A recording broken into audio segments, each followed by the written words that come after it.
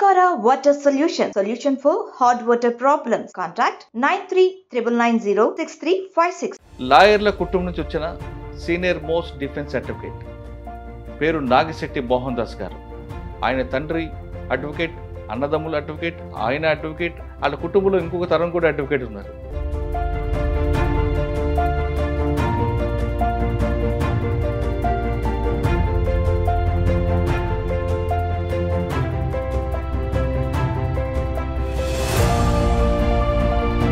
ఈ 1 yearలో వాళ్ళకి కాన్ఫిడెన్స్ తెచ్చేలా మా తమ్ముడు నాన్నగారు పేరు నిలబెడతాడు అనేలా చేసిన కేసే ఉంది. నాన్నగారు టాప్ నెంబర్ 1 క్రిమినల్ అడ్వకేట్. వాళ్ళకి తెలిసింది లేదు వీడు అహర్నిశలో కష్టపడుతున్నాడు, ప్రొఫెషనల్గా అయిపోయాడు. ఒక చిన్న పిల్లవాడిని నీటిలో వేస్తే అప్పుడే ఇస్తాడు వాడు. మనోడు ఈదడేమో అనుకుని ఒడ్డునే పెట్టి వాడు ఈదడమే రాదు. టఫ్ వచ్చిన కేసు చెప్పండి. ఈ కేసులో నిజంగా వాడు జైలుకి పోతాడు, కానీ మీ టాలెంట్ చూపించి ఆయన బయటపడేశారు. భార్యాభర్త, చిన్న పాప ఒక మోటార్ సైకిల్ మీద వెళ్తూ ఉంటే ఊరు వెళ్తారు, చీరలు కొనుక్కుంటారు, బట్టలు కొనుక్కుంటారు, వస్తారు. దారిలో రాగానే 3 పళ్ళాంక తగాద అవుతుంది. టక్కన కోపం వచ్చి అక్కడ రాయి తీసుకుని కొడతారు.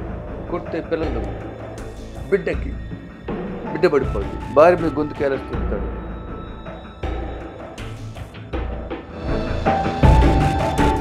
ఇంకొక వైపు మానవత్వం ఉంది. ఒక ఆడపిల్లల్ని, భార్యని, కూతుర్ని చంపిన వాడిని కాపాడాలని ఆలోచిస్తారా, లేదు నా ప్రొఫెషన్కే ప్రయారిటీ ఇస్తారా?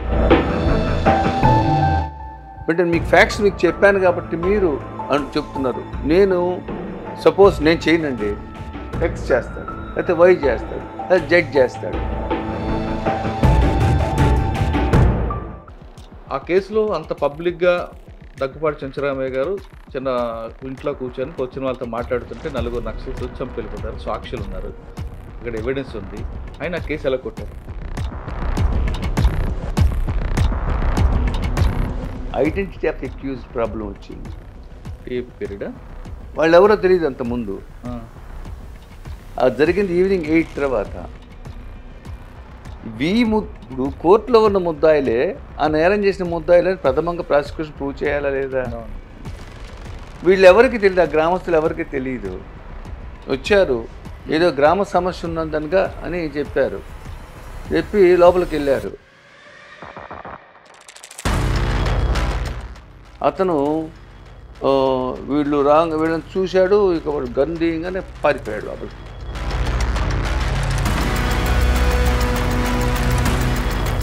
కానీ అప్పుడులో ఆ కేసులో ముఖ్యమంత్రి ఎన్టీ రామారావు గారు వియ్యంకుడి కేసు పక్కా మేము సాక్ష్యాలు సేకరించాం, ఖచ్చితంగా నిందుకు శిక్ష పడతాదంటూ పోలీస్ స్టేట్మెంట్ వచ్చిందండి. ఇప్పుడు మీకు ఎలా చెప్పాలంటే పోలీసులు కూడా మానవమాత్రుడు. ఆ రోజు వాళ్ళు అట్ట అనకపోతే వాళ్ళని క్రిటిసైజ్ చేయబడతారు. వాళ్ళు they have done their best. Second case Katara Krishna ఆ సమయంలో ఒంగోలు సిరీస్ ఆఫ్ మర్డర్స్ జరిగినాయి. ఈవినింగ్ 7 to 9 పవర్ కట్, ఒక మర్డరు. సర్పయాగం సమయంలో రెడ్డి గారి పాప ఒక విచిత్రమైన పరిస్థితిలో ఆత్మహత్య చేసుకుంటుంది ఇంట్లో. ఆ ముగ్గురిని చంపడానికి రౌడీలను తెచ్చాడు.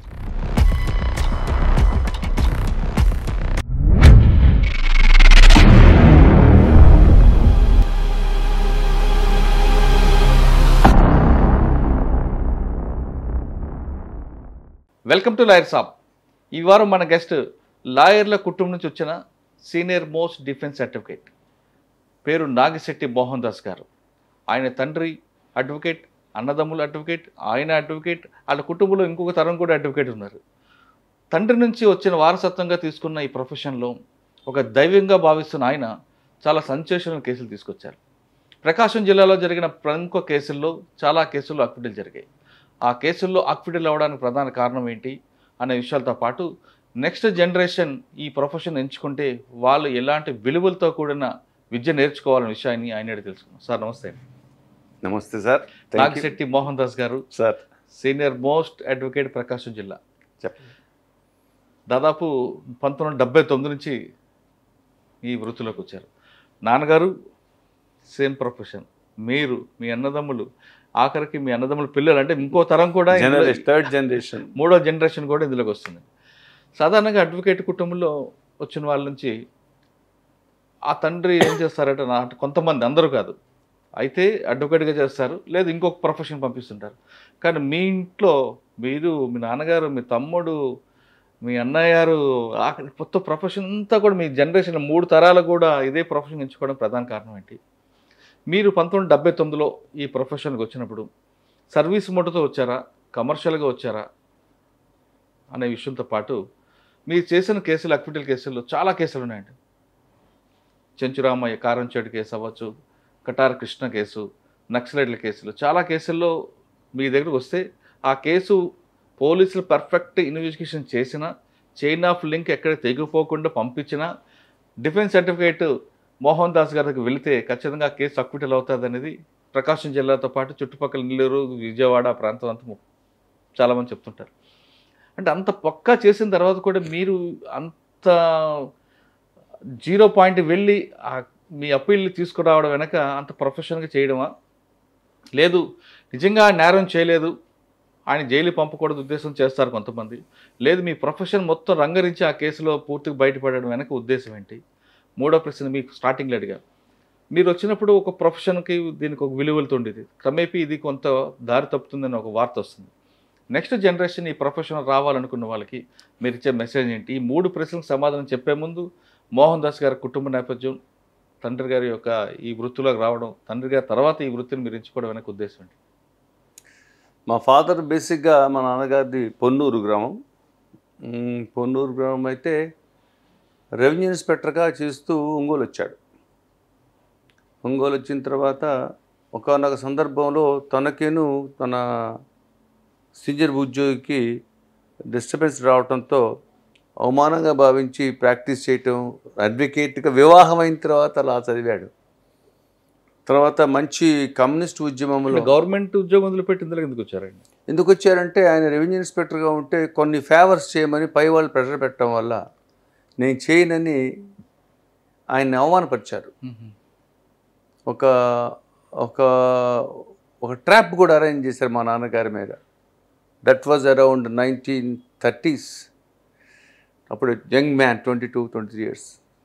నాకు ఇది ఇండిపెండెంట్ బతకాలని అప్పుడు మచిలీపట్నం లా చేయటం, ఆ దశలో కమ్యూనిస్ట్ ఉద్యమం చాలా తీవ్రంగా ఉండేది ఒంగోలులో.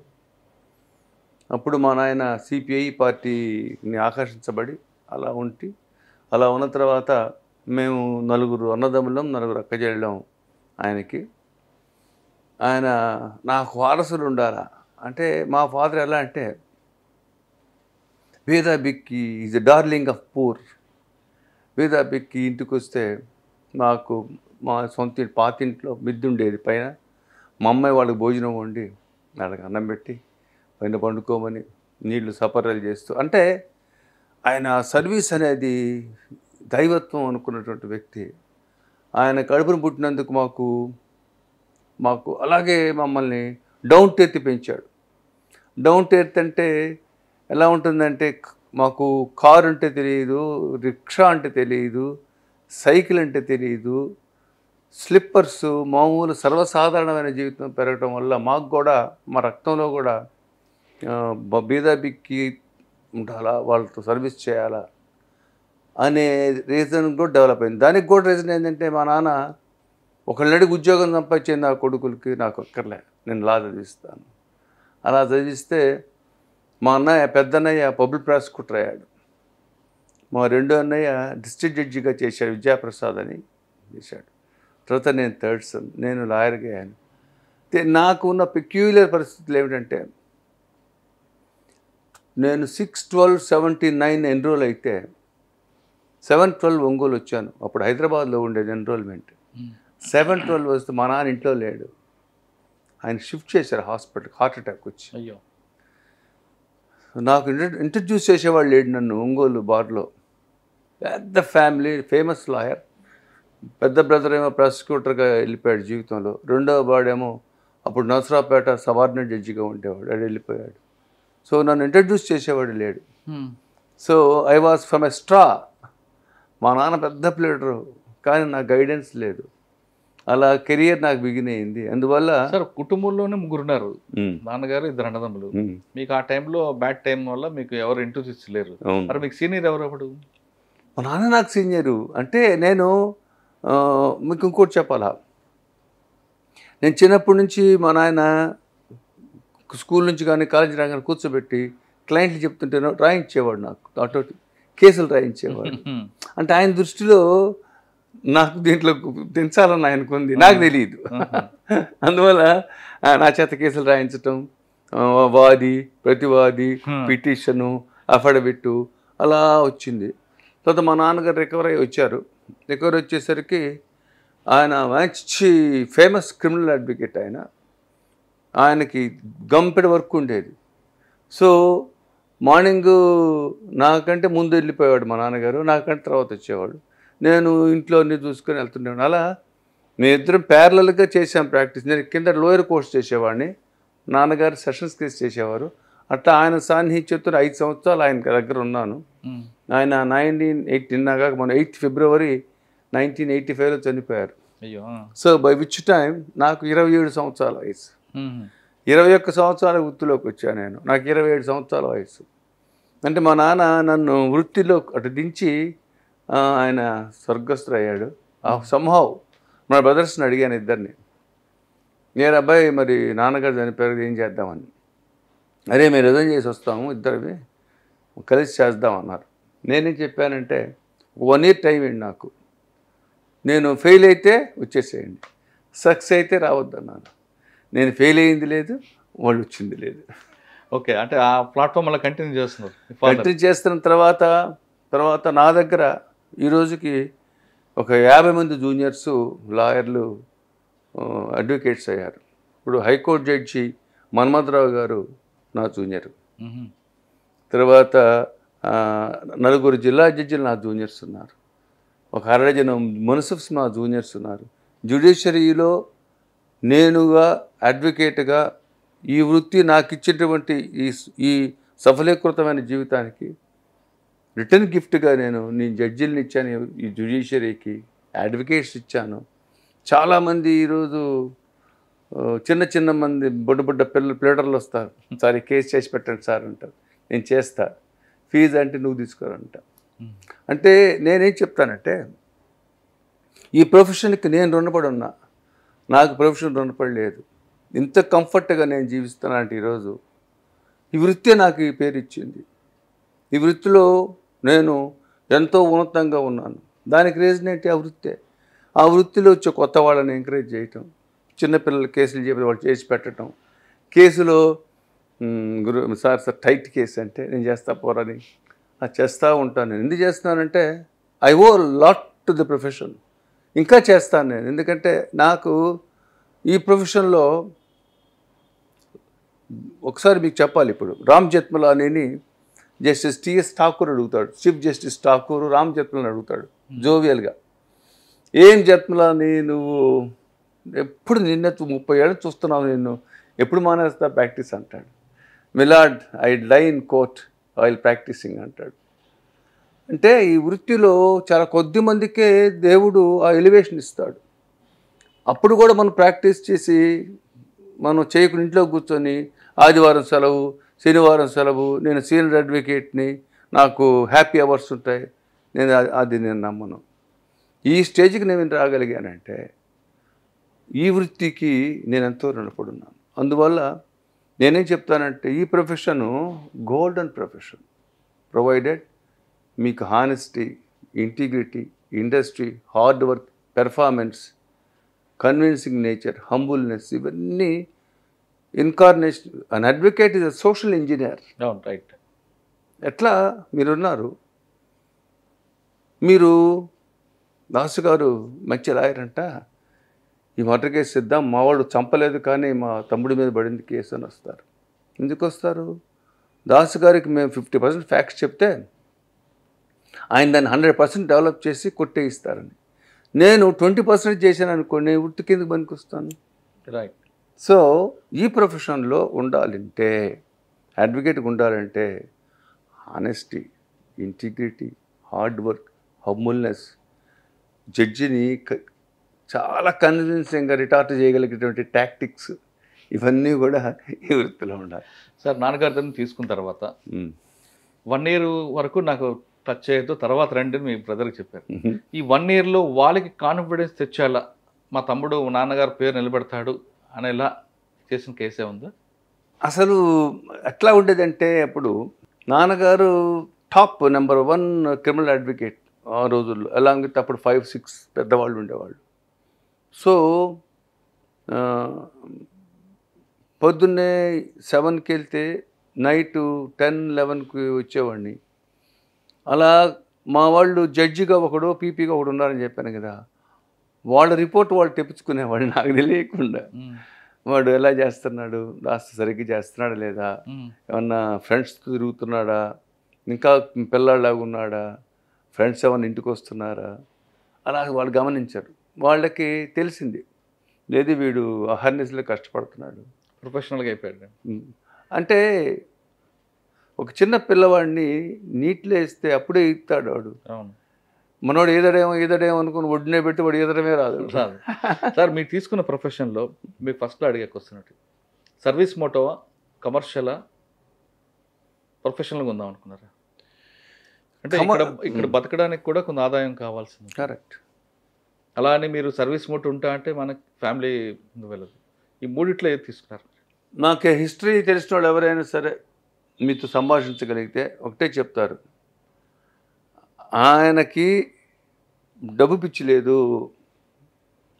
ఎంత ఇస్తే అంత తీసుకుంటాడు, నేను పేదోడిని అంటే నేను ఇష్టం వచ్చిన ఇచ్చిపోరా అంటాడు అనే పేరున్న కుటుంబం మా నాన్నగారిది. మాకు వచ్చింది అదే, ఫస్ట్ నుంచి ఉంది.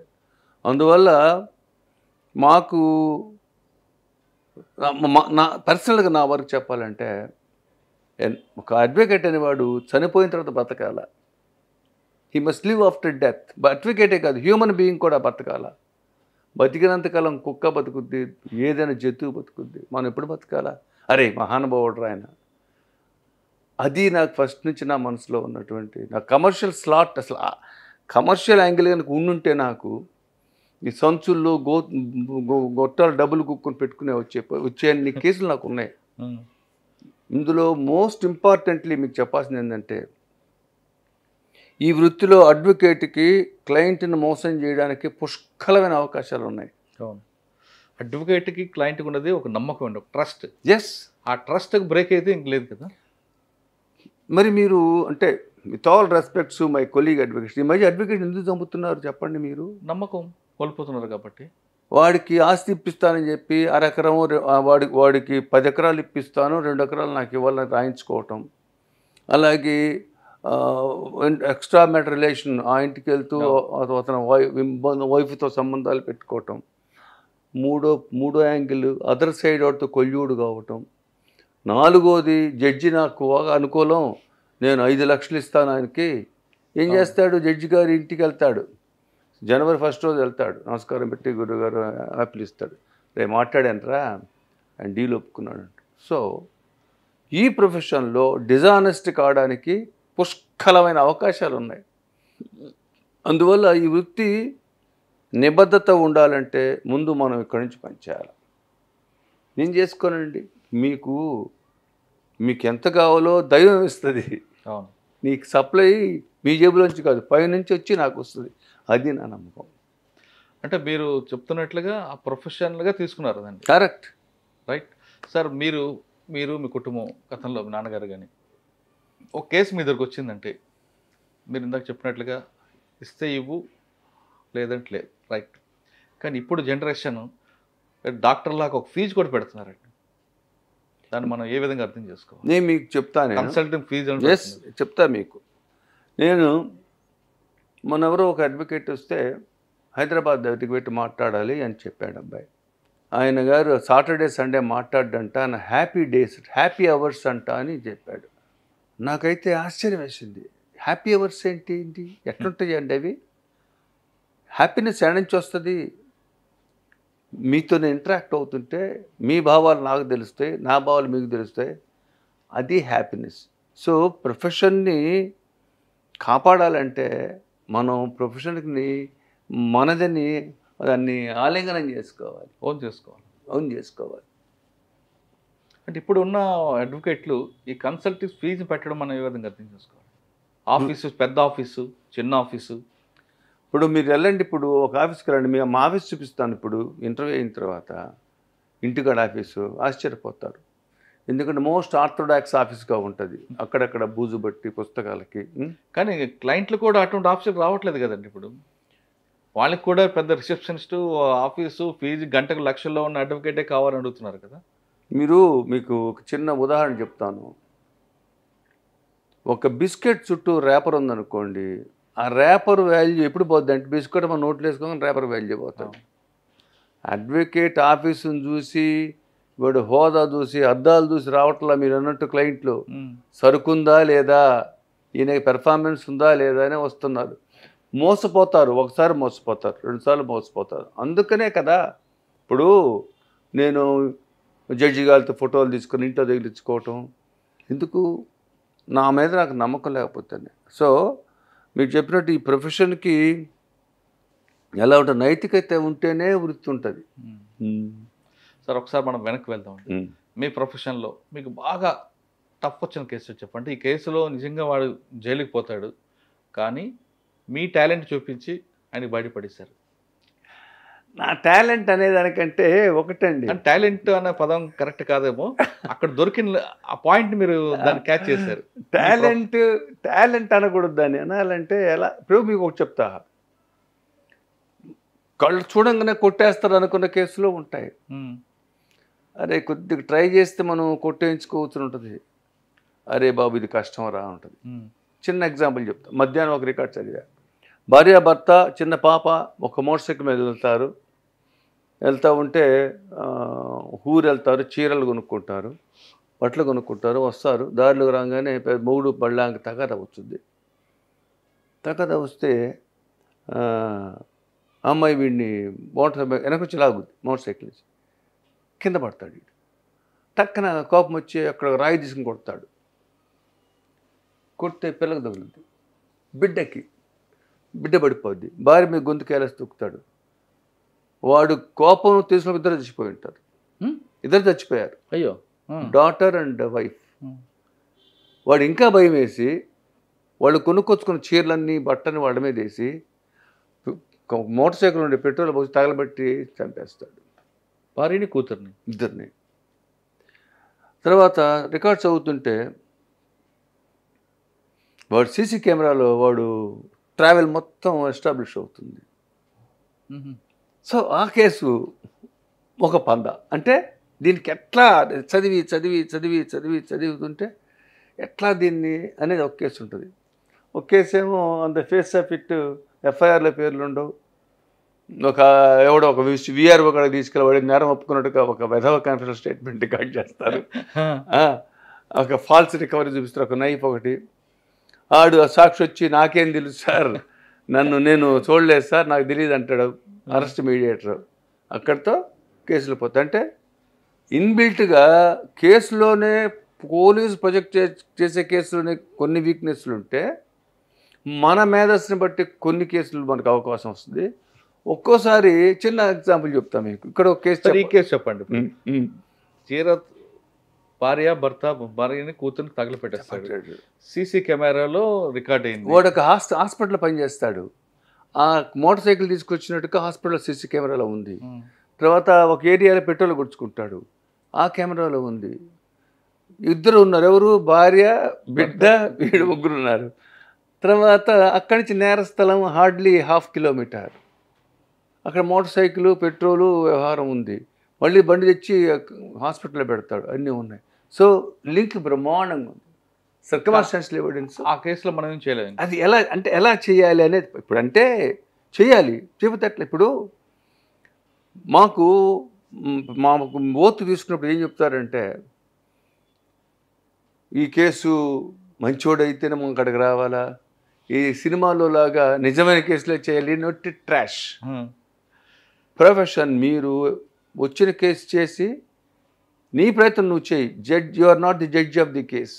ఆ జడ్జికే తెలియదు జడ్జిమెంట్ చెప్పిన దాకా కొట్టేస్తాను, శిక్ష వేస్తానని.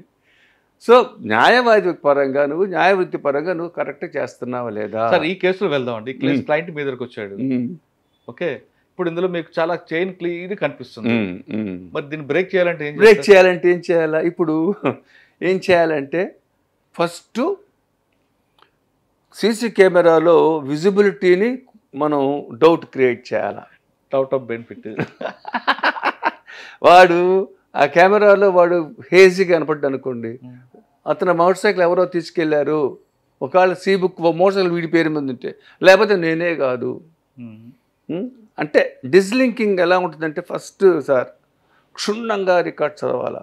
క్షుణ్ణంగా. నాకు ఒక మిత్రుడు జడ్జి గారు ఉన్నారు. అంటే ఆయన కొత్తగా వచ్చినాడు. ఈ కేసు కొంచెం కంప్లీట్ అయ్యాక అప్పుడు వెళ్తారు. ఈ కేసులో మీరు ఇంకా పెండింగ్లో ఉంది కాబట్టి నేను ఎక్కువ రివీల్ చేయడం ఇష్టం లేదు, నాకు అర్థమైంది. సార్ ఇక్కడ ఆ కేసులో క్లయింట్ వచ్చాడు, ఆ ఇచ్చిన దీంట్లో మీరు మీ ప్రొఫెషన్ ప్రకారం వెళ్తున్నారు. ఆ క్లయింట్ మీకు చుట్టమా శత్రువా కాదు, అది ప్రొఫెషన్. కానీ ఇంకొక వైపు మానవత్వం ఉంది అక్కడ. ఒక ఆడపిల్లల్ని, భార్యని, కూతురుని చంపాడు. చంపిన వాడిని కాపాడాలని ఆలోచిస్తారా, లేదు నా ప్రొఫెషన్కే ప్రయారిటీ ఇస్తారా? సార్ ఇక్కడ ఎందుకంటే ఆ ఇద్దరు పిల్లల్ని చంపాడు కదా, భార్యని కూతుర్ని. అటువంటి వాడిని శిక్ష పడాలి అని కొంతమంది ఉంటారు. లేదు నా ప్రొఫెషన్ ఇది, వాడు ఏం చేస్తే నాకెందుకు అని ఉంటారు. దానికి నేనేం చెప్తానంటే సార్, నీవు ఈ వృత్తి నువ్వు తీసుకుంది వృత్తి చేయడానికి. ఫర్ ఎగ్జాంపుల్ ఒక అతను వచ్చాడు, ఒక వ్యక్తి సెక్సువల్ డిసీజ్ పెట్టుకుని డాక్టర్ కాడికి వచ్చాడు. ఎవడా నువ్వు ఏదో పని చేసిన అక్కడికి వచ్చావు, గట్అవుట్ అంటాడా? మెడిసిన్స్ ఇస్తాడా? ఇస్తాడు. ఎందుకంటే క్యూర్ చేయాలి. మేమేమంటామంటే అంటే మీకు ఫ్యాక్ట్స్ మీకు చెప్పాను కాబట్టి మీరు చెప్తున్నారు. నేను సపోజ్ నేను చేయనండి, ఎక్స్ చేస్తాడు, లేకపోతే వై చేస్తాడు, లేకపోతే జెడ్ చేస్తాడు. వాడు నా కాడికి ఎందుకు వచ్చాడు? Professional ethics. ఈయనని పర్చేజ్ చేయలేరు అవతలాళ్ళు, ఈయన కేసు బాగా చేస్తాడు, ఈయన చక్కగా ఆర్గ్యుమెంట్ చెబుతాడు, న్యాయమూర్తిని కన్విన్స్ చేస్తాడు, నా మీద ఉన్న అబండెంట్ కాన్ఫిడెన్స్తో వస్తాడు. నేను చేయను, నేను చేతులు కట్టుకున్నాను అనుకోండి, వాడికి పిల్ల ప్లేటర్ కాడికి వెళ్తే వాడు శిక్ష పడింది అనుకోండి, నా విలువ ఏమవుతుంది? నైతికత పోద్ది కదా. ఎప్పుడు కూడా లాయరు నువ్వు చంపేవేంద్ర నా కాడికి వచ్చేవేంద్ర అనడు. ఈ కేసులో వీడిని ఎంతవరకు మనం సేవ్ చేయగలుగుతాం? We will do our best. Success or failure అనేది వాడి fate. At the same time we will not leave a single stone unturned. Effort పెట్టాల్సిందే to the hilt. Success failure is not in our hands. ఇందాక చెప్పినట్టు మీకు న్యాయమూర్తికి judgement చెప్పిందాక వాడికి. అందుకే చెప్పదలుచిన ఒక చిన్న కేసు. నేను ఎర్లీ 80s 85లో ఒక మెజిస్ట్రేట్ దగ్గర కేసు చేశాను. మెజిస్ట్రేట్ దగ్గర చేస్తే ఒక అతను వీడి భార్యను తిడుతుంటాడు. ఒక అతను వస్తాడు, అడ్డం వస్తాడు, ఒకడు వాడిని కొడతాడు, వాడు తల పగిలిపోద్ది. మంచి ఎవిడెన్స్ ఉంది, బ్రహ్మాండంగా ఉంది, అంతా అయింది. భార్య చెప్పిన సాక్ష్యం కొట్టుకొచ్చి చెప్పింది ఎగ్నిస్ట్గా భర్తకి చెప్పింది. నేను చెప్పారే నీకు పడుద్దురా ఖాయంగా బాబాయ్, జామీందారుని తెచ్చుకోరని చెప్పాను. కొట్టేశాడు. నాకు అర్థం కాల. లంచ్ తర్వాత పిలిచాడు ఛాంబర్స్కి. ఎన్ఎండి మోహన్ దాస్ రా అన్నాడు. నేను సార్ ఎందుకు కొట్టేశాను తెలుసా కేసు అన్నాడు. తెలియదు సార్. వాడికి దానికి సంబంధం ఉంటుంది, ఎలా అది ఎందుకు చెబుతాయి మూడుకి ఎగ్నిస్ట్గా. జడ్జి చాలా విషయాలు చూస్తాడు. మనం ఏమనుకుంటాం, మనం చూస్తాడు అనుకుంటాం. కానీ judge he has got his own vision. So marshalling of the ఫ్యాక్ట్స్లో మనం సాటిస్ఫై అయిందే కాకుండా జడ్జికి కూడా కొన్ని దొరుకుతుంటాయి, కొన్ని కోణాలు చూస్తుంటారు. సార్ మీ సర్వీస్లో కటార్ కృష్ణ, చెంచురామయ్య, దగ్గుపాటి చెంచురామయ్య, ఆ కేసు గురించి ఒకసారి చెప్పండి. దగ్గుపాటి గారు ఫస్ట్ కేసు తీసుకుంటే కారంచేడులో దగ్గుపాటి చెంచురామయ్య గారు నక్సలు చంపేస్తారు.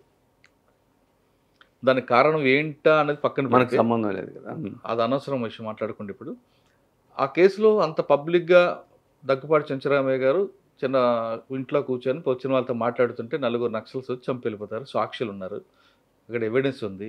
ఆయన ఆ కేసు ఎలా కొట్టారు? జస్టిస్ శివశంకర్ అప్పుడు జిల్లా జడ్జి, ఇప్పుడు జస్టిస్గా చేసి రిటైర్ అయిపోయాడు. శివశంకర్, మన ఆంధ్రప్రదేశ్ హైకోర్టు జడ్జి. యాక్చువల్గా ఆ కేసులో చాలా క్రూషియల్ ఆస్పెక్ట్స్ ఏంటంటే ఐడెంటిటీ ఆఫ్ అక్యూజ్డ్ ప్రాబ్లం వచ్చింది. టీఏపీ పీరియడ్ వాళ్ళు ఎవరో తెలియదు అంతకుముందు. అది జరిగింది ఈవినింగ్ 8 తర్వాత. ఇప్పుడు కోర్టులో ఉన్న ముద్దాయిలే ఆ నేరం చేసిన ముద్దాయిలని ప్రథమంగా ప్రాసిక్యూషన్ ప్రూవ్ చేయాలా లేదా? వీళ్ళు ఎవరికి తెలియదు, ఆ గ్రామస్తులు ఎవరికి తెలియదు. వచ్చారు, ఏదో గ్రామ సమస్య ఉన్నదనగా అని చెప్పారు. చెప్పి లోపలికి వెళ్ళారు. లోపలికి వెళ్ళేసరికి వెంకటేశ్వర గారు లేరు, దగ్గుబాటి వెంకటేశ్వర గారు లేరు, అవుట్ ఆఫ్ టౌన్. ఈయనను ఒక పెద్ద మనిషి ఇద్దరే ఉన్నారు. అతను వీళ్ళని చూశాడు, ఇక గన్ తీయగానే పారిపోయాడు లోపలికి. మెట్లు ఉంటాయి అక్కడ, ఆ కింద నుంచి వెళ్ళిపోయాడు పక్క నుంచి. ఈయన ఒక్కడే అయిపోయాడు. చీకటిగా ఉంది. చీకటిగా ఉంటే పీల్చారు. యాక్చువల్గా చాలా పెద్ద ప్లాట్ ఉంది వాళ్ళకి. బట్ ఏంటంటే అది చాలా మినిమంలో పోయింది. చాలా ఒక అట్లీస్ట్ హాఫ్ ఎ డజన్ చచ్చిపోయి ఉండాల్సింది. ఆ రోజు వాళ్ళు వెళ్ళిన ప్లాన్ తోటి హాఫ్ ఎ డజన్ అయినా చంపేస్తారు, డజన్ అయినా చంపేస్తారు. అంటే వాళ్ళు విధానం ఎలా ఉంటుందంటే రెక్కి చేస్తారు. రెక్కి చేయటంలో కూడా చిత్తగా చేయరు. ఆ ఊర్లో బంకు కాడికి వెళ్ళి 2 రోజులు కూర్చొని, ఆ ఏరియాలో బంకు కాడికి వెళ్ళి కూర్చొని ఆయన 2ంటికి నిద్రలేస్తాడు, 2ంటికి భోజనం చేస్తాడు, 2ంటికి చుట్ట తాగుతాడు, భోజనం ముందు ఎక్కడ ఉంటారు, భోజనంతో ఎక్కడ, అలా రెక్కి చేస్తూ ఉంటారు. So once they enter they will not come back. So ఆ రోజు ఏం జరిగింది, సాక్షులు లేరు యాక్చువల్గా. అయితే లోపలికి వెళ్ళారు, మాట్లాడుతూ ఉన్నారు. టక్కన one of the 4 accused gun shot చేశాడు. నీట్గా బయటకు వచ్చి వెళ్ళిపోయారు. నైట్ టైం అయింది, లైటింగ్ లేదు. లైటింగ్ ఉంది కానీ ఐడెంటిఫైబుల్ లెవెల్స్లో ఉందో లేదో. అంటే లైట్ కూడా మీకు డిస్టెన్స్ పెరిగే కొద్దీ ఐడెంటిటీ తగ్గుతూ వస్తుంది. వాయిస్ వల్ల కానీ, పూర్వం వాళ్ళని చూస్తే కానీ, గొంతులు చంపడరా వాడిని అన్నాడు అనుకోండి, నా వయసుని మీరు గుర్తుపడతారనుకోండి, ఫెమిలియర్ అనుకోండి, అట్లాంటి ట్రేస్లు కూడా లేవు. కానీ అప్పుడులో ఆ కేసులో ముఖ్యమంత్రి ఎన్టీ రామారావు గారు వియ్యంకుడి కేసు పక్కా మేము సాక్ష్యాలు సేకరించాం, ఖచ్చితంగా నిందుకు శిక్ష పడతాదంటూ పోలీస్ స్టేట్మెంట్ వచ్చిందండి. ఇప్పుడు మీకు ఎలా చెప్పాలంటే పోలీసులు కూడా మానమాత్రుడు.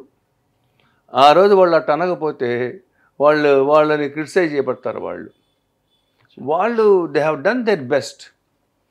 ఆ కేసు ఒకసారి ఇలా చెప్పండి. తర్వాత వాళ్ళు బయటకు వచ్చారు.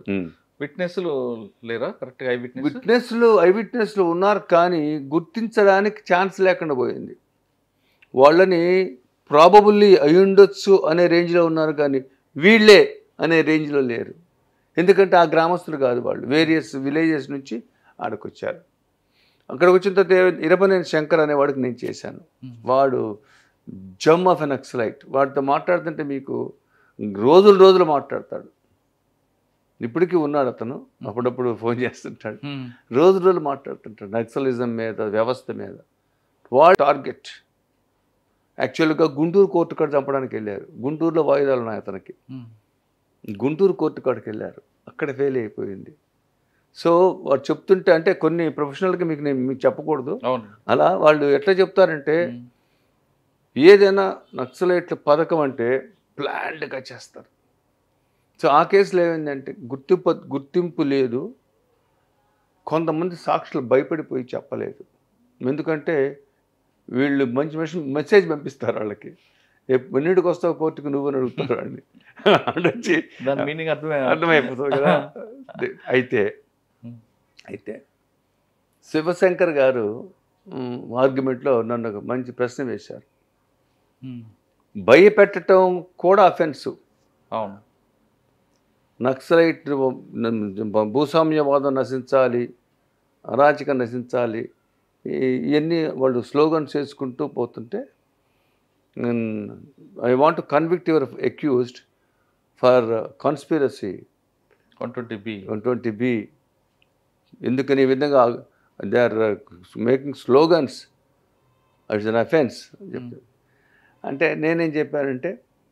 భయపడినట్టుగా సాక్షులు చెప్పలేదు కదా వాళ్ళు అన్న. సాక్షులు చెప్పాలి మేము భయపడ్డామని కోర్టు వారు ఊహిస్తే అట్ట అని అలా కొద్దిగా చమత్కారంగా కోర్టు జరుగుతూ ఉంది. They are forced to be acquitted. ఎగ్జాక్ట్గా 100కి 100 జరిగిన కేసు. అంటే ఇప్పుడు ఎలానంటేనండి, first of all a sessions case అయినా జరిగిన 6 నెలల లోపల, నేరం జరిగిన 6 నెలల లోపల జరిగితే కేసు, దాని రిజల్ట్ ఒక రకంగా ఉంటుంది. డిలే అయ్యేకుంది ఆఫీసర్స్ అక్కడి నుంచి మారిపోతుంటారు, సాక్షులు ఎక్కడికి వెళ్ళిపోతుంటారు, మాకు ఎందుకులే అనుకుంటారు. There are various reasons. Okay, second case Katar Krishna అనే వ్యక్తి ఈ మధ్య సినిమా కూడా వచ్చింది, ఏదో సినిమా ఏమిటో పేరు క్రాక్. కటార్ కృష్ణ చాలా మైల్డ్ మ్యాన్. అతను ఫోర్స్ఫుల్లీ లీడర్ అయ్యాడు. అతనికి తెలియదు, లీడర్ అయ్యే పరిస్థితి లేదు అతనికి. అతనికి very mild man, very timid man. కాకపోతే అరుస్తుంటాడు, 6 అడుగులు ఉంటాడు చూసేదానికి. కటార్ కృష్ణ గోపాలనగరం అనే ప్రాంతంలో పుట్టి పెరిగాడు. వాళ్ళిద్దరు అన్నదమ్ములు. ఆ సమయంలో ఒంగోలు సిరీస్ ఆఫ్ మర్డర్స్ జరిగినాయి. ఈవినింగ్ 7 to 9 పవర్ కట్, ఒక మర్డర్. టిప్ టాప్ రెడ్డి అని ఒక ఆయన ఉన్నాడు. ఆయన సినిమా మీరు చూశారు, అది మన శోభన్ బాబు హీరో. సర్పయాగం సమయంలో రెడ్డి గారి పాప ఒక విచిత్రమైన పరిస్థితిలో ఆత్మహత్య చేసుకుంటుంది ఇంట్లో. దానికి 3 కుర్రోడు రెస్పాన్సిబుల్. అంటే మనం బ్రతుకున్నాడు ఆయన, మనం ఫ్యాక్ట్స్ వద్దులేండి. ఆ 3 చంపడానికి రౌడీలను తెచ్చాడు గుంటూరు నుంచి. అదే సమయంలో ఒంగోలులో ఒక పక్క కేసు హనుమారెడ్డి గారిని పెద్ద ఆయన చేస్తాడు, ఒక పక్క నేను చేస్తాను. ఆయన టవరింగ్ పర్సనాలిటీ, నేను ఒక పక్క చేస్తాను. కాపులు ఆయన కాడికి వెళ్ళారు, నాన్ కాపుస్ నా కాడికి వెళ్ళారు. ఆ నేపథ్యంలో కృష్ణ కూడా ఎంటాంగిల్ చేయబడ్డాడు. పాపం అతనికి అక్కడి నుంచి వచ్చిన 3 రెడ్డి గారి పాప కేసులో రివెంజ్ తీసుకోవడానికి తెచ్చిన 3 కృష్ణ ఇంటికాడ షెల్టర్ తీసుకున్నారు. కృష్ణ భార్య కావున్నాము చనిపోయింది, Jayamma is a brilliant women. She not she live in relation with him. ఆమె అతగాడిని బాగా కాపాడుతూ వస్తుంటుంది. ఆ నేపథ్యంలో ఆమెను కూడా చంపేశారు, పిట్టి తగాదాలు. కృష్ణ అనే అతనికి పాపం అతను షెల్టర్ ఇచ్చేందుకు వాళ్ళ వైఫ్ని చంపారు. ఆ 3 ఏం చేశారంటే, వచ్చిన వాళ్ళు టౌన్లో వేరే వాళ్ళని వెళ్ళి గెలకటం, తగాద పెట్టుకోవటం, ఒకళ్ళింటికి వెళ్ళటం, అమ్మాయి నీ తాళిబొట్టు కూడా తగిలించుకో, మీ ఆయన రేపు ఉండడని చెప్పటం. ఆ నేపథ్యంలో కృష్ణ వాళ్ళకి షెల్టర్ ఇచ్చాడని కృష్ణ మీద కూడా వ్యతిరేకత ఉంది. తర్వాత కృష్ణ కొంతకాలం జైలుకి వెళ్ళాడు. కృష్ణ జైలుకి వెళ్ళటం కృష్ణకు బూన్. ఈరోజు బతుకున్నాడంటే ఆ క్రూషియల్ పీరియడ్లో జైలుకి వెళ్ళాడు. దండేసిన కుర్రాడు ఉండేవాడు, వాడు కృష్ణకి ఎగనిస్ట్గా ఉండి తర్వాత ఎప్పుడు టిప్ టాప్ రెడ్డి ఇచ్చిన 3 కూడా చంపబడ్డారు ఒంగోలులోని. ఒకడు గుంటూరులో చంపబడ్డాడు. ఆ కేసు మళ్ళీ నేను గుంటూరు చేశాను. అందులో అక్విటల్ వచ్చిందండి. అక్కడ వచ్చింది. ఎలా అండి ఇంత కాన్స్పిరసీ కనిపిస్తుంది కదా మీకు? అంటే ఫస్ట్ ఆఫ్ ఆల్ ఏంటంటేనండి, మన న్యాయ వ్యవస్థలో అడ్వర్సేరియల్ సిస్టమ్ అంటాం. మన న్యాయ వ్యవస్థని అడ్వర్సేరియల్ సిస్టమ్ అంటే మీరు ఆపాదిస్తేనే మీరు రుజువు చేయాలా. ఈ సిస్టమ్ వల్ల ఏమవుతుందంటే ముద్దాయి మీద బర్డన్ పోయి ప్రాసిక్యూషన్ మీద పెరుగుతుంది. ప్రిన్సిపల్ విట్నెస్ నేను చూడలేదని కానీ చంద్ర అదే చూడలేదు అంటారు. కేసు బిల్డప్ చేసినప్పుడు బ్రహ్మాండంగా ఉంటుంది. ఇంకోటి ఏంటంటే క్రిమినల్స్ మీద మనం సాక్ష్యం చెప్తే మనం ఎలిమినేట్ చేస్తారేమో, అదో భయం ఉంది. ఎందుకంటే వీళ్ళేవి న్యాయ వ్యవస్థ ప్రత్యేకంగా సాక్షి, వాడి బ్రతుకు, వాడి భార్య, వాడి బిడ్డలు, వాడు బ్రతకాలి కదా. అట్లాంటప్పుడు నీడేదో నేను చెప్పాలని వీడు అనుకోవటం వల్ల వీడి ప్రాణం పోద్ది. కానీ మన విట్నెస్ ప్రొటెక్షన్ ఉంది కదండి యాక్ట్. సార్ ఇప్పుడు చెప్పేదానికి ప్రాక్టికల్కి చాలా డిఫరెన్స్ ఉంటుంది. ఎంతకాలం ప్రొటెక్ట్ చేస్తారు చెప్పండి. మీకు ఒక మర్డర్ కేసు చెప్తా, ఇంకో మర్డర్ కేసు. పేరమెట్ట గ్రామంలో ఇక్కడ సూరా నాగేశ్వరుడు అని ఒకతున్నాడు. అతగాడు నా క్లయింట్. ఒక తగాదాలు వచ్చి ఇద్దరిని చంపేస్తారు. ఇది కారులో పాల వ్యాన్లో ఇద్దరు వస్తుంటే పాల ఫ్యాక్టరీ ముందు చంపేస్తారు. క్లయింటే మా క్లయింటే. ఇద్దరిని చంపారు స్పాట్లో, రోడ్డు మీద బాడీస్. అప్పుడు పిస్టల్ ఉండవు అప్పట్లో, కత్తులు, గొడ్డళ్ళు, గండ్ర గొడ్డళ్ళు చంపేస్తారు. ఒకే ఒక ఐ విట్నెస్ ఉన్నాడు. మంచి కేసు. వాడు చెప్తే శిక్ష పడుద్ది. ట్రయల్ రేపనగా వీడిని చంపేశారు. అరే ఎవరిని? సాక్షిని. కేసు పోయింది. చంపింది ఎవరు? వీళ్ళే. అంటే వాడిని ట్రై చేశారు కాంప్రమైజ్కి, వాడు ఒప్పుకోలేదు. అందువల్ల ఇక they have taken such a drastic step. అరే అలా ఉంటుంది. మీరు ఒక చిన్న సామెత చెప్తా. Truth is stranger then fiction అనే ఒక సేయింగ్ ఉంది. Again I will come back. Truth is stranger then fiction. You can write a fiction but you cannot build up truth. కొన్ని వాస్తవాలు ఇంత విచిత్రంగా ఉంటాయంటే, truth is stranger then fiction అంటే అనూహ్యంగా జరిగిన మర్డర్స్ ఉంటాయి. అనూహ్యంగా. నిన్న కేసు కొట్టేసరి చెప్తా మీకు. వాడు ఇద్దరు అన్నదమ్ములు ఉంటారు, క్రిస్టియన్స్. ఒక అమ్మాయి వాళ్ళ భార్య, ఒక అమ్మాయి ఉంటుంది. అమ్మాయి కాస్త స్మార్ట్గా అందంగా ఉంటుంది. వాడొకడు అమ్మాయిని ప్రేమిస్తాడు. పెళ్ళైన తర్వాత కూడా ప్రేమిస్తాడు. పెళ్లి ముందు ప్రేమించాడు, పెళ్ళైన తర్వాత ప్రేమిస్తాడు. ప్రేమిస్తూ ఉంటే చెప్తే వాడు ఎన్లా వాడిని తీసుకెళ్ళి నజ్జుగా నరికి వదలబడేశారు. నజ్జు అంటే ఇంకేమిలే, without evidence, trace of evidence. ట్రయల్కి వచ్చింది. వచ్చేసరికి ఏమైంది, పోలీసు వాళ్ళు ఒక రకంగా బిల్డప్ చేశారు. అసలు లాస్ట్ సీన్ థియరీ కంపెనీ లేదు, కన్ఫెషన్ ఉంది, కన్ఫెషన్ వాడు హాస్టల్ అయ్యాడు. పక్కా మర్డర్ అది, పక్కా ప్లాన్డ్ మర్డర్, ఇమ్మాక్యులేట్గా చేసిన మర్డర్ అది. But the end of the day motive లేదు, లాస్ట్ సీన్ థియరీ లేదు, కన్ఫెషన్ నాట్ బిలీవ్డ్, కొట్టేశారు. ఎందుకు చేయలేదండి పోలీసు? ఇంత మీరు చెప్తున్న హిస్టరీ ఉంది కదా, అంటే మీకు ఎలా బిల్డప్ చేయడం ఫెయిల్ అయ్యారా? లేదా ఎవిడెన్స్ గ్యాదరింగ్లో ఫెయిల్ అయ్యారా? అప్పట్లో అంటే ఒకటి చెప్తా మీకు, డిఎన్ఏ టెస్టులు, తర్వాత బ్లడ్, మీకు చెప్పాలంటే blood grouping is very important. Blood grouping అక్కడికి వచ్చేసరికి ఏమవుద్దంటే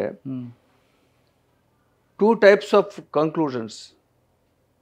Same group, blood is same group, blood is detected, group is not detected అని వస్తుంది. అదేంటిది? కేర్లెస్నెస్. ఇప్పుడు బ్లడ్ సీజ్ చేశారు సార్ ఇవాళ. అవును, ఇవాళ సీజ్ చేశారు. వాడి ముద్దాయి బ్లడ్ షర్ట్ మీద దొరకదు, లేకపోతే ఈ బ్లడ్ దొరకదు, చనిపోయిన బ్లడ్. ఇప్పుడు నేను కత్తితో మేము వచ్చాను సార్, మీ బ్లడ్ నా మీద పడింది, ఆ బ్లడ్ ఈ బ్లడ్ టాలీ చేసి గ్రూపింగ్ వచ్చేసింది అనుకోండి, అయిపోలే అవుద్ది. ఏం చేస్తారు అప్పుడు? మర్చిపోతారు. మేకదో, తర్వాత కోడిదో, ఒక నెల ఆగి 2 నెలలు ఆగి దీని మీద వేసి ఇది పంపిస్తారు. ప్రాక్టికల్గా చెప్తున్నా మీకు నేను, ప్రాక్టికల్గా. మీకు గంజాయి కేసులు ఉన్నాయి, పోలీస్ స్టేషన్లో కుప్పలు ఉంటాయి. 4 సార్లు వాడు రౌడీజం చేస్తాడు, చూస్తారు. 4 గంజాయి, 6 గంజాయి పెట్టి కోర్టుకు తోస్తుంటారు. అంటే ఎలా ఉంటుంది? Other side of the coin ఎలా ఉంటుందంటే, పోలీస్ వ్యవస్థలో అడ్మినిస్ట్రేషన్ కంటే ఎంపీ గారు వస్తున్నారు, ఎమ్మెల్యే గారు వస్తున్నారు, ఆయనకి ప్రోటోకాల్, ఆ కాలు ఈ కాలు, 24 hours అరెస్టు, పై ఆయన ఇన్ఫ్లుయెన్స్, వాడు మావాడు ముద్దాయి, మరి వాడిని నువ్వు జాగ్రత్త వెయిట్ చేసుకో, వాడికి పంపించాల్సి కవర్లో వాడికి పంపించడం. మనం ఒక విష వెలవిలో ఉన్నాం మనం. సార్ మీ ఇందాక చెప్పిన కేసులో సార్ పోలీస్ స్టేషన్లో గంజాయి ప్యాకెట్లు, వాడు యాపిచువల్ అఫెండర్, వాడు ఏదో రకంగా టైట్ చేయాలని గంజాయి పెట్టడం చూస్తుంటాం. కానీ మనిషి రక్తానికి కోడి రక్తానికి చాలా తేడా ఉంటుంది కదండి. మాకెందుకు ఆ కేసు అయిపోయాడు, నాకెందుకు? I want conclusion investigate, that's all. నాకేమిటంట శిక్ష పడకపోతే నాకెందుకు? యాటిట్యూడ్ అంతే. అదే మీకు చెప్తుంది నేను. సరైన సమయంలో సరైన స్పందన లేక ఇన్వెస్టిగేట్ చేసి తర్వాత దాన్ని చేసుకోవడానికి ఏదో ఒకటి, blood is detected, grouping is not detected, blood is detected. ఏం ఉపయోగం? ఇప్పుడు నైఫ్ ఉందండి, ఈ నైఫ్ ఇది కత్తికి రక్తం అయింది, దీన్ని ఏం చేయాలా? చుట్టూ అక్కడ ఉన్న మధ్యవర్తుల ముందు చుట్టాలి, పేస్ట్ చేసి ఐడెంటిటీ స్లిప్స్ పేస్ట్ చేసి సంతకం పెట్టాలా?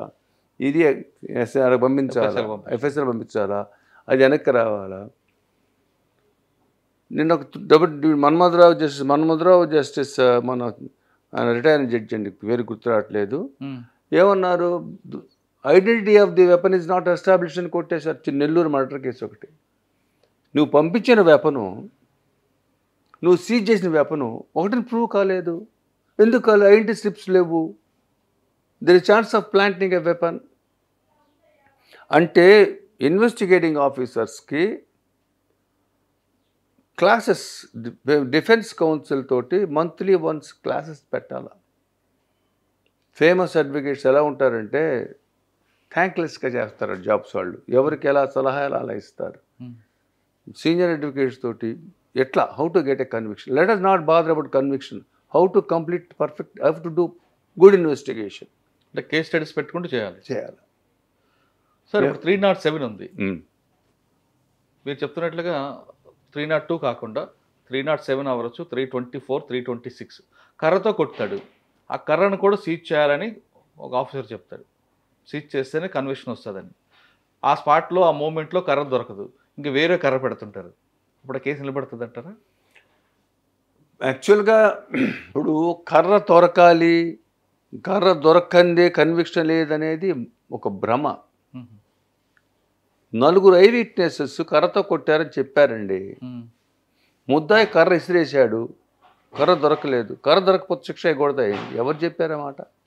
కొంతమంది ఆఫీసర్లు ఏమంటారంటే ఖచ్చితంగా కర్రను సీజ్ చేయండి, ఆ కర్ర కానీ లేదా ఒక కత్తి కానీ అటు పోతూ పోతూ ముద్దాయి చెరువులో పడేస్తాడు. ఆ ప్రాపర్టీ రికవర్ అయితేనే మనకి కన్విక్షన్ వస్తుంది. కాబట్టి ఆ చెరువులో నీళ్ళు కూడా తోడించే వాళ్ళు కొంతమంది ఉన్నారు. ఇప్పుడు మీ కార్పస్ డెలెక్టై అని మీరు వినుంటారు. కార్పస్ డెలెక్టై శవం ఉండదు, మర్డర్ కేసు ఛార్జరు, శిక్షలు పడ్డాయి కూడా ఉన్నాయి.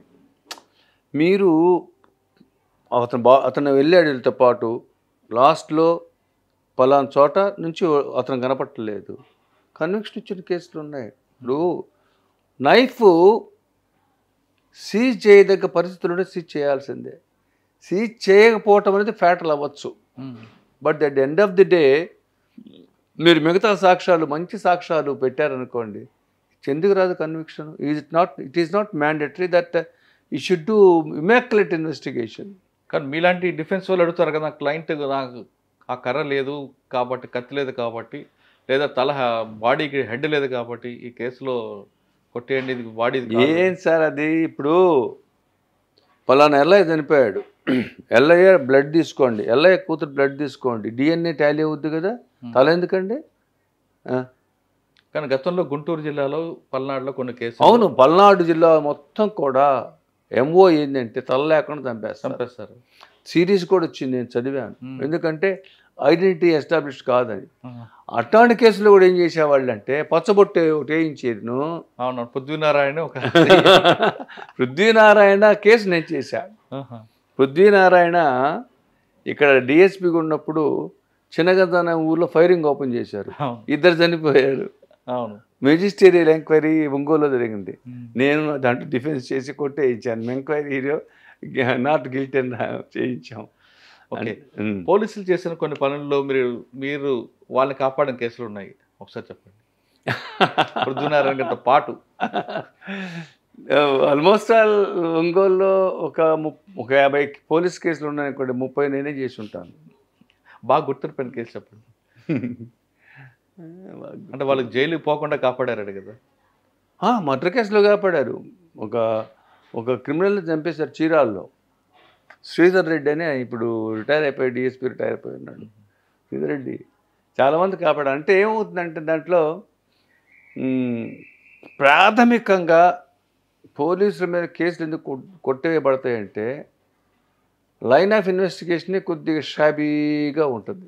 అంటే వాంటెడ్లీ అది యూ కెన్ ఇన్ఫర్ ఇట్, షాబీగా ఉంటుంది. తర్వాత విట్నెస్లు అందరూ వీళ్ళకి అనుకూలమైన విట్నెస్లే ఉంటారు. కంప్లైంట్ వీళ్ళే ఉంటారు. ఉంటాడు. ఆ చివరికి వచ్చేసరికి ట్రయల్ 10 ఏళ్ళ తర్వాత వస్తుంది ట్రయల్. ఎందుకంటే వీళ్ళు అక్కడ స్టే అని ఇక్కడ స్టే అని 197 శాంక్షన్ లేదని అదని ఇదని అదనిదని ట్రయల్కి వచ్చేటప్పటికి ఒక 6 విట్నెస్లు చచ్చిపోయి ఉంటారు. సో పోలీసు అంటే ఒక్కటి సార్ అదే చెప్పాను మీకు, ఇన్వెస్టిగేషన్ కంప్లీట్ అయ్యి ఛార్జ్షీట్ పడిన తర్వాత with in a short span trial జరిగితే చాలా ఎఫెక్టివ్గా ఉంటుంది. కొట్టేశారంటారా, శిక్ష పట్టమంటారా, ఇవన్నీ వేరే. Delay in conducting trial is always causing great injustice to the criminal system, justice system. Trials ఎర్లీగా బిగిన్ అయితే, ఇప్పుడు కంటెస్ట్ అయితేనే ఒక లాయర్కి రెప్యుటేషన్ వస్తుంది, మజా ఉంటుంది, ఇండస్ట్రీ ఉంటుంది. అందరు హాస్టైలు మన జూనియర్ పంపించిపోయి చేసిరారంటాం మేము. కరెక్టే, అది హార్ట్ హార్ట్గా ఉందంటే మీకు కూడా వెళ్ళాలి, బ్రెయిన్ యూజ్ చేయాలి. నాట్ ఓన్లీ దాట్, ఇప్పుడు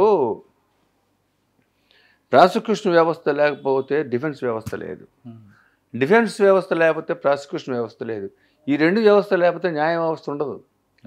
సో ఈ క్వెస్ట్ ఫర్ జస్టిస్ అంటుంది, రిక్వెస్ట్ ఫర్ జస్టిస్. మన ప్రయాణం న్యాయాన్ని ధర్మాన్ని వెతుక్కుంటూ వెళ్తున్నాం మనం. దీంట్లో 3 కోణాలు, న్యాయమూర్తి, ప్రాసిక్యూటరు, డిఫెన్స్. సో చప్పగా ఎప్పుడు ఉంటుంది, హాస్టల్ అయితే చప్పగా ఉంటుంది. మంచి విట్నెస్ కంటెస్ట్ ఉండాలి, న్యాయమూర్తికి కూడా మంచి మెదడుకు మేత ఉండాలి, మంచి హానెస్ట్ డిఫెన్స్ కౌన్సిల్. హానెస్ట్ అంటే ఎలా ఉంటుందంటే బాగా రికార్డ్ చదవటం, కంప్లీట్గా నేరస్థలం వెళ్ళటం, స్పాట్ చూసి రావటం, అక్కడ నేరం జరిగిన ప్లేసు, ముద్దాయిలు ఎటు నుంచి వచ్చారని రాశారు సీడీలో, పోలీసు వాళ్ళు ఎన్నింటికి వచ్చారని ఉంది, అక్కడ ఈవినింగ్ లైట్ ట్యూబ్ లైట్లు ఉన్నాయనేది ఊడిన బొమ్మలు వేసారా, అది కూడా కొడుతుంది కదండి. ఎందుకు ఉండదు? ఇప్పుడు ఈస్ట్లో ట్యూబ్ లైట్, వెస్ట్లో ఇంకొక లైట్ ఉందంటారు, సీన్ ఆఫ్ ఎఫ్స్ రాస్తారు, కానీ మీరు వెళ్ళేసరికి ఉండదు. అక్కడ స్తంభాలే ఉండవు. అలా ఒక డిఫెన్స్ కౌన్సిల్ రికార్డు క్షుణ్ణంగా చదివి నేరస్థలం చూసి ప్రాబబిలిటీస్ మనం how to improbabilize the prosecution case, how to project this witness, the interested witness, how to prove that he is a planted witness, how to prove that he is a partisan witness, how to prove that he is improbable. Defence లాయర్కి ఒక అనితర బాధ్యత ఉన్నది.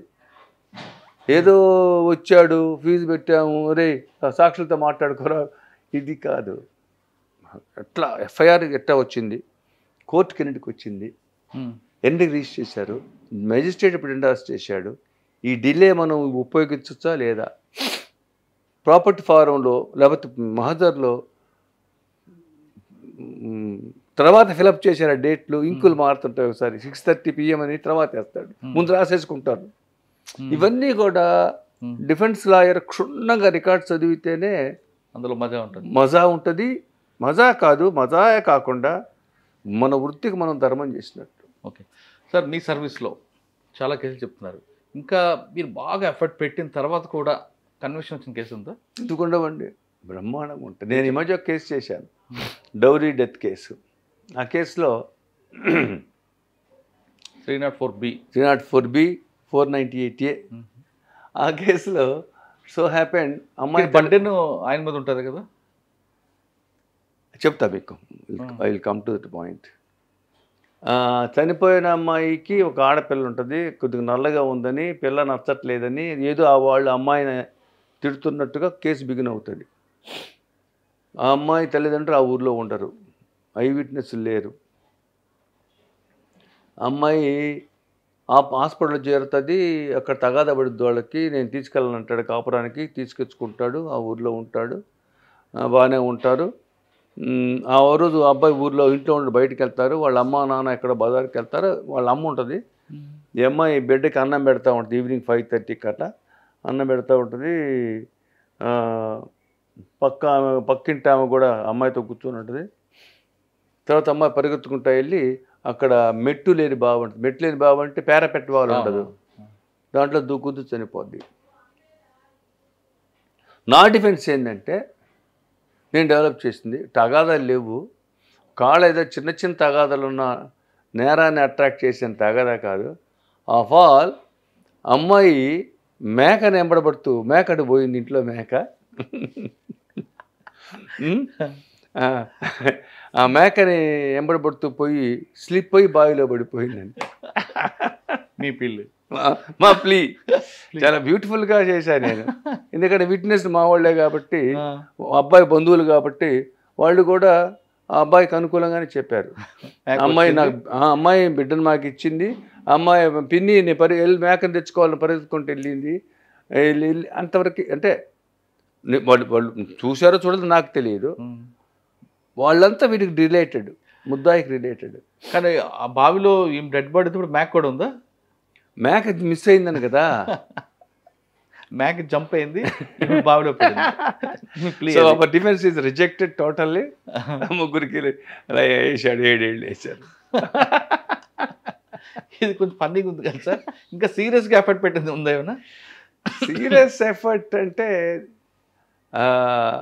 నా మనస్సాక్షికి నేరం చేయలేదన్న శిక్ష పడ్డ కేసులు ఒకటారా ఉంటాయి. ఏంటంటే ఇప్పుడు ఒకటండి, నేను చెప్తున్నా మీకు, న్యాయమూర్తి కోణం మనకు తెలియదు. మన కోణము, పీపీ కోణము, న్యాయమూర్తి కోణము అలా ఉంటుంది. మాకు కొంతమంది న్యాయమూర్తులు ఉంటారు, వాళ్ళకి somehow conviction bent of mind ఉంటుంది అన్నమాట. మనం ఇంకోటి చెప్తా మీకు, అన్నిటికంటే వాడి ముఖాన్ని అదృష్టం ఉండాలి, స్టాంప్ ఉండాలి, అది లేకపోతే ఎవడేం చేయలేదు. సార్ మీ సర్వీస్లో చాలామంది క్లయింట్స్కి ఉన్నారు, మీకు చంపిన తర్వాత మీ దగ్గరికి వచ్చి సరే జరగాల్సింది జరిగిపోయింది, ఏదో అన్ఎక్స్పెక్టెడ్గా జరిగింది అని చెప్పేవాళ్ళు ఒక వర్గం ఉంటుంది. లేదు సార్ వాడు నన్ను టార్గెట్ చేశాడు కాబట్టి నేను ప్రీ ప్లాన్డ్గా రెక్కి వేసి చంపాను అని ఫ్యాక్ట్ చెప్పేవాళ్ళు ఒకరు ఉంటారు. మూడోది, నేను ఇంకా చంపబోతున్నాను, నాకు మీరు హెల్ప్ చేయగలరా అని అడ్వైస్ చేసుకుని కూడా ఉంటారు. ఈ ముగ్గురు ఎవరైనా వస్తుంటారా? 3 రకాల వాళ్ళు వస్తారు. అయితే సార్ ఇట్లా నా భార్య నా ప్రాణం పోతుంది సార్ అంటే, నేను నెవర్ అడ్వైజ్డ్ ఎనీబడి. ఎందుకంటే వాళ్ళు కొంతమంది లాయర్లు ఏం చెప్తారంటే, నాకు 1 లక్ష ఇచ్చిపోరా నేను తెలుసుకుంటానంటాడు.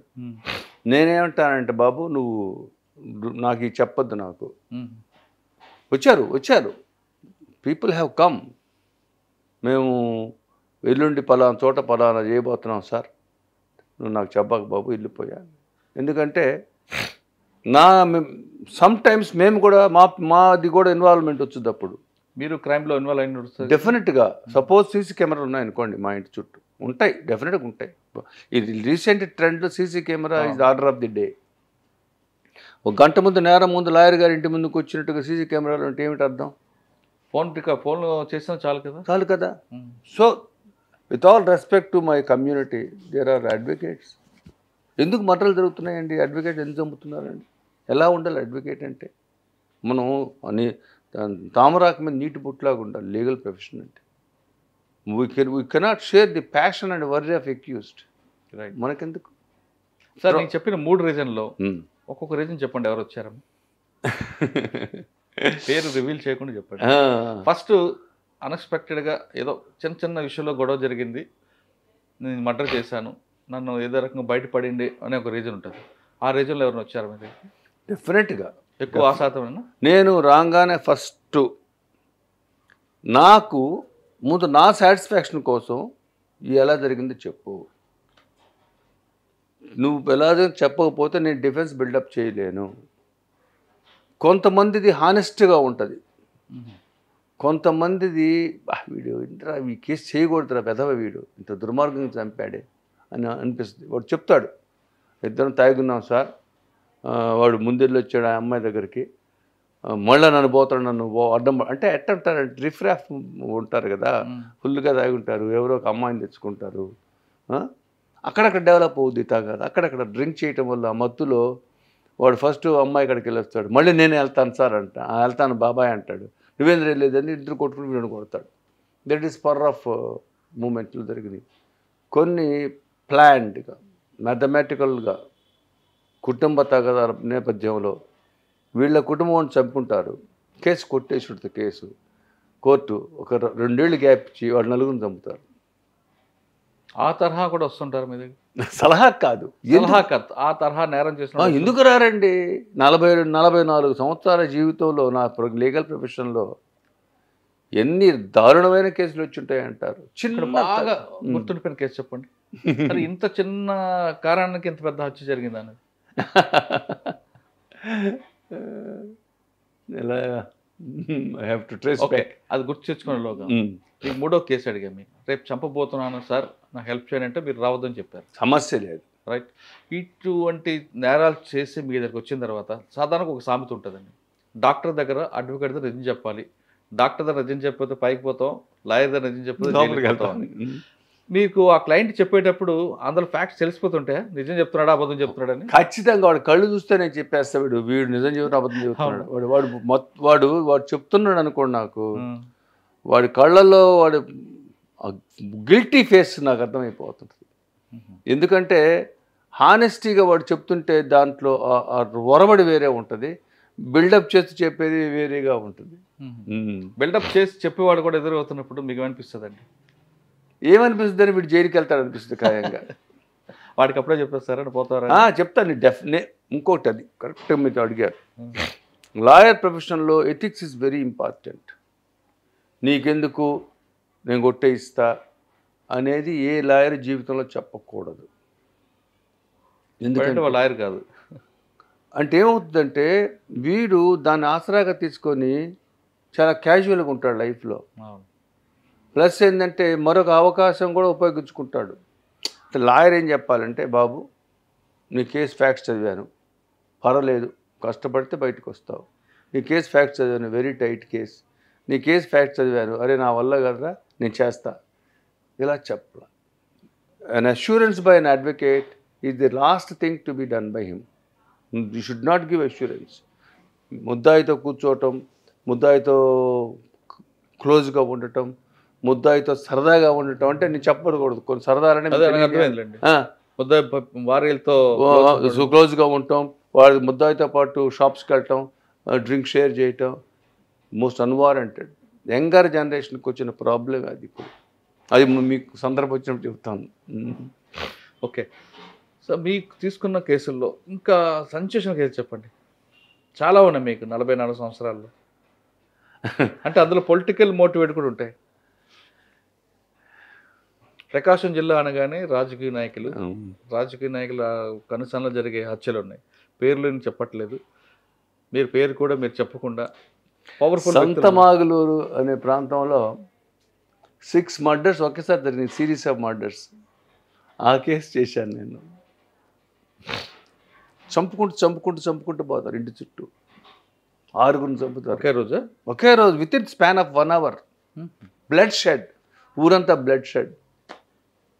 పొలిటికల్ మోటివే.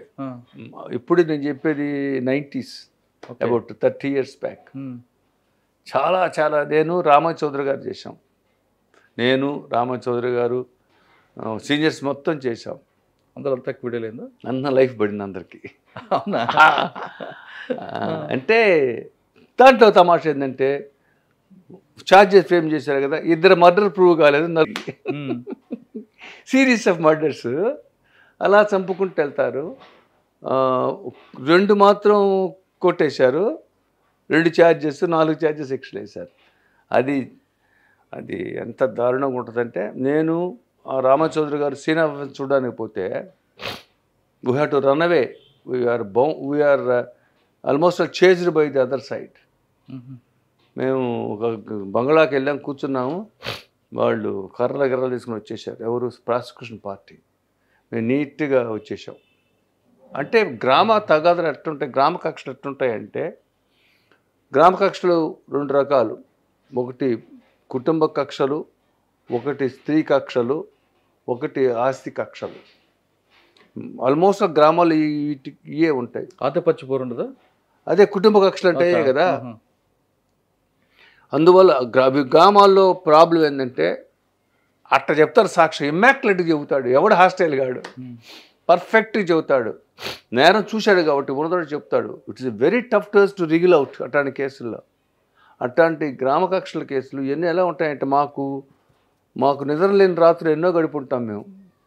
మేము పైకి after all we are human beings. రేపు ట్రయల్ ఉంది, రేపు 4 ఐ విట్నెస్లు వస్తున్నారు. ఐ విట్నెస్లో 2 ఇంజ్యూర్డు, 2 ఎవరు wife of the deceased, brother of the deceased, report ఇచ్చిన అతనేను వస్తున్నారు. రేపు కోర్టుకు వస్తారు, 4 వస్తారు. ఎట్లా చేయాలా అంటే ట్రూ కేసు, నేను నా అనుభవంలో చెప్తున్నాను, ట్రూ కేసు కనుక, ట్రూ ఎవిడెన్స్ కనుక ఇస్తే అట్లీస్ట్ 60% కన్విక్షన్స్ వస్తాయి. Shabby investigation, lethargic investigation, casual investigation, ఇవన్నీ కూడా ముద్దాయిలకి బెనిఫిట్గా మారుతున్నాయి. డిసీజ్డ్ పార్టీకి నష్టం జరుగుతున్నాయి. సార్, ప్రకాశం జిల్లాలో కేసులు జరిగితే డిఫెన్స్ సర్టిఫికేట్తో పాటు పబ్లిక్ ప్రాసిక్యూటర్లకి అవతల ఉన్న పొలిటీషియన్స్ బెదిరింపులు అన్నది వాస్తవం అంటారా? అటువంటి ఆ తరహా బెదిరింపులు ఎప్పుడైనా మీరు ఎదుర్కొన్నారు? అంటే ఒక కేసులో మాత్రం అది పొలిటికల్గా ఒంగోలు టౌన్కి వచ్చేసరికి మీకు ఇక్కడ కొంత ఆనెస్టీ ఉంది. పొలిటికల్గా మమ్మల్ని ఇన్ఫ్లుయెన్స్ నన్ను ఎవరు చేయలేదు, చేయరు కూడా. ఎందుకంటే it depends upon my character. Right, me character మీకన్నా ముందు ఉంది కాబట్టి అది మీ ఒక్కరిదే కదా, మీ పేరెంట్స్ ఉంది కాబట్టి. అంటే ఒక మీ ఫాదర్, అదొక brand, this is a brand. అందువల్ల ప్లస్ అక్కడే చిన్న అడ్వాంటేజ్, నేను అట్లాంటప్పుడు ఈల్డ్ కావచ్చు, నన్ను ఎవరు పట్టుకోరుగా, ఈల్డ్ కావచ్చు. కాబట్టి నేను ఈ వృత్తిలో మీకు ఏం చెప్పాలంటే, ఒక న్యాయవాదికి bribing either through a women or money or politics, ఇవన్నీ ఛాన్సెస్ ఉంటాయి. అది నాలో ఉన్న వీక్నెస్కే బానిస అవుతాను, కానీ నేను లేనప్పుడు నన్ను ఎవరు పట్టుకోలేరు. సో నా ఒక్కసారి మాత్రం, ఒక్క కేసులో మాత్రం నేను చాలా వర్రీడ్గా ఒంగోలు నుంచి వెళ్ళిపోయాను ఒక 4 రోజులు. ఎందుకంటే ఒంగోలు వదిలి వెళ్ళిపోయాను నేను. I have to save my self. They wanted to attack me. ముద్దాయి చనిపోయిన అతని బంధువులు నాకు తెలిసే నేరం జరిగిందని నా మీద ప్రయత్నం చేయబోయారని నాకు ఒక పోలీస్ ఆఫీసర్ చెప్పాడు. సో నేనే వెళ్ళిపోయాను. అఫ్కోర్స్ తర్వాత వాళ్ళు తెలుసుకున్నారనుకోండి. ఎలా ఉంటుందంటే your intelligence sometimes is your enemy. Your spark is your enemy sometimes. Sir, మీ సర్వీస్లో చాలామంది ముద్దాయిలు చూస్తుంటారు. వాళ్ళ మార్పు వచ్చి ఉంటుంది, లేదా యాపిచువల్గా మారే వాళ్ళు ఉంటారు, ఇన్ని రకాలు చూస్తుంటారు. కానీ టిపికల్ కేసులు కొన్ని ఎదురే ఉంటాయి మీకు. అరే వీడు ఇంత పర్ఫెక్ట్గా ఎలా చేశాడు రా అని మీకు కూడా ఆశ్చర్యం వచ్చేలా ఉందా ఎప్పుడైనా అటువంటి కేసులు ఎదురు? రీసెంట్గా ఒక క్రైమ్ స్టేజ్లో ఉంది, అది బెయిల్ స్టేజ్లో ఉంది. ఒక ఎక్స్ ఉంటాడు, సుబ్బారావు అని పేరు పెడదాం సార్, మొదలు ఎక్స్ అని చాలండి. ఎక్స్ ఉంటాడు. ఎక్స్ వాడు వ్యాపారాలు చేస్తుంటాడు. అది ఆ వ్యాపార సరళిలో ఒక స్త్రీతో సహజీవనం ఏర్పడుతుంది. ఆ అమ్మాయి కూడా చాలా బ్రిలియంట్ గర్ల్. అయితే ఆ అమ్మాయిని అతను అనుమానిస్తాడు. రీసెంట్గా అనుమానించడం మొదలు పెడతాడు. ఎందుకంటే rolling stone cannot be stopped. అంటే women with character, that's all. Once he does a character, it goes on. So వాడికి అనుమానం వస్తుంది. కానీ ఆ అమ్మాయి అన్నీ వాడి గ్రిప్లో పెట్టుకొని ఉంది. ఏది వాడి వ్యాపారాలు మొత్తం. ఇక లాభం లేదు, ఆమెని చంపేసేయాలని ప్లాన్ చేశాడు. చాలా మెటిక్యులస్గా ప్లాన్ చేస్తాడు వాడు. వాడికి మంచి కారు ఉంటుంది. వాళ్ళిద్దరు ఒక ఏరియాలో ఉంటారు. ఆ అమ్మాయి మూమెంట్స్ వాడికి తెలిసి ఏం చేస్తాడు, నైట్ ఆమె స్కూటర్ మీద వస్తూ ఉంటుంది, కారుతో కొట్టేస్తాడు. ఎంత జాగ్రత్త కొట్టేస్తాడంటే వాడు సీసీ కెమెరా లేని ఏరియా చూసుకొని ఎవిడెన్స్ అనేది లేకుండా కొట్టేస్తాడు. కొట్టేస్తే అమ్మాయి చచ్చిపోద్ది. వీడు వెంటనే ఆ కారుని తీసుకొని వేరే ఊరు వెళ్ళిపోతాడు. నైట్కి నైట్ వేరే ఊరు వెళ్ళిపోతాడు. వాడు పగలంతా ఊర్లో ఉండడు. వేరే ఊరు కోర్టుకి వెళ్ళి వాయిదాకి వెళ్ళి వాయిదా చూసుకొని అక్కడి నుంచి ఇక్కడికి వాడు 3-4 గంటల్లో వస్తాడు. ఎందుకు? వాడు ఇంపాసిబిలిటీ కోసం అతను వచ్చి చేయడానికి ఛాన్స్లెస్గా ఉండడానికి వాడు 3 గంటలు వచ్చేస్తాడు. ఆ ప్లేస్ ఇక్కడ నుంచి 6 అవర్స్ జర్నీ పడుతుంది మామూలు నార్మల్ డ్రైవర్కి. వాడు కరెక్ట్గా 3 అవర్స్లో వచ్చేస్తాడు. వచ్చేసి గుద్దేస్తాడు. గుద్దేసి కారు తీసుకొని నైట్కి ఇంకో స్టేట్కి వెళ్ళిపోతాడు. అక్కడ కారు రిపేర్ చేస్తాడు. నీట్గా వస్తాడు. 4 రోజుల తర్వాత ఒంగోలుకి. తర్వాత ఏమవుతుంది? యాక్సిడెంట్ 304 అయ్యాగానే రిజిస్టర్ అయింది కేసు. కదలటలా ముందుకు ఇన్వెస్టిగేషన్. ఎందుకనో పోలీస్ ఆఫీసర్కి అనుమానం వచ్చి అసలు వీడు ఊర్లో ఉన్నాడా లేదని ట్రేస్ చేస్తారు. వీడు 3 రోజులు ఉండడు ఊర్లో. సో చిన్నగా చూస్తే వీడి కారు ఉండదు. ఒంగోలులో వాడి ఇంటికి ఉండాల్సిన కారు ఉండదు. వీడు లేడు. చిన్నగా ఎంక్వైరీ చేసి ఆ కారు యాక్సిడెంట్ జరిగిందని, ఆ కారు రిపేర్కి తీసుకెళ్ళాడని తెలుస్తుంది. తర్వాత ట్రేస్ చేసుకొని ఆ కారుని తీసుకొచ్చి ఇప్పటికీ కూడా ఆ కారు యాక్సిడెంట్ కార్ లాగా ఉండదు, రిపేర్ చేయించిన కార్ లాగా ఉంటుంది. అక్కడ వర్క్ ఆర్డర్ ఏం చేస్తాడు? మళ్ళా మీ చేత ఇస్తాడు. వాడి పేరు ఉండదు వర్క్ ఆర్డర్లో. సో ఇమాక్యులేట్ ముద్ద ఇమాక్యులేట్గా చేశాడంటే ఇదే మీకు.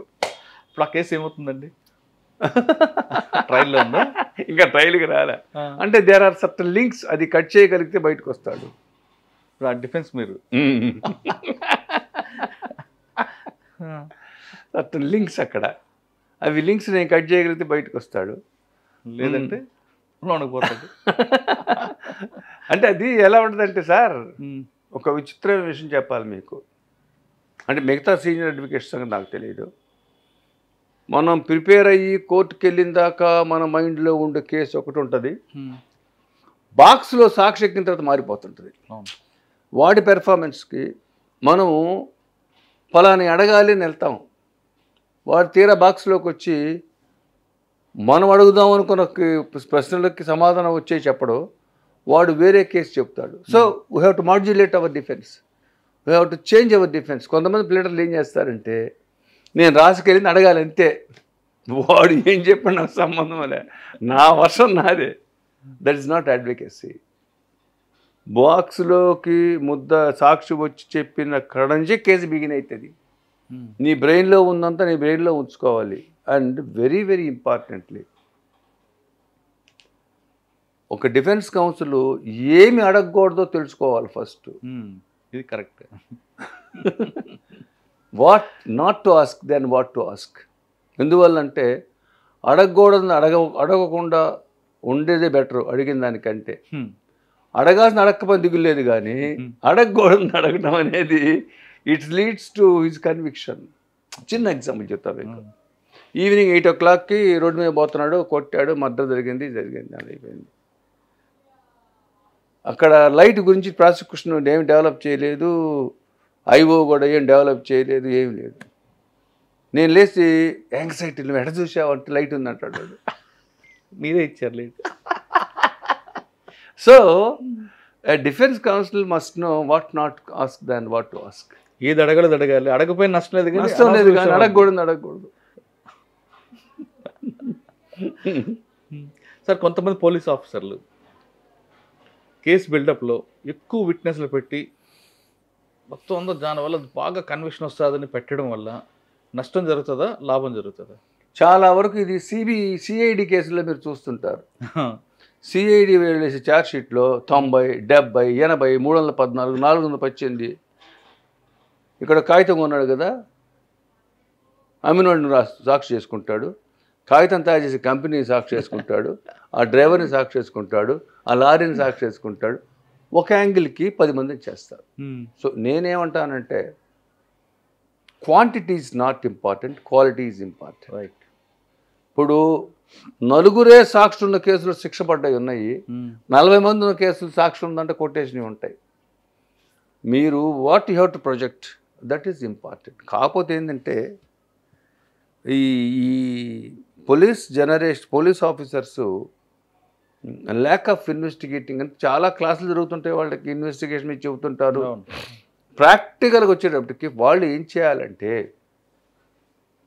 ఎప్పుడైనా సరే ఎక్విటల్ జడ్జిమెంట్స్ని డిస్కస్ చేయాలా? అది సేమ్ కదా, మేము కన్వెన్షన్ చూపిస్తాం. పోలీస్ ఆఫీసర్స్ ఎక్విటల్ కేసులు చదవాలా? నేను ఎప్పుడప్పుడు మన ఒంగోలు పోలీస్ ఆఫీస్కి వెళ్తాను, నేను క్లాసెస్ చెప్తుంటాను. నేను వాళ్ళు అడుగుతుంటారు ఎట్లా ఇన్వెస్టిగేట్ చేయాలంటే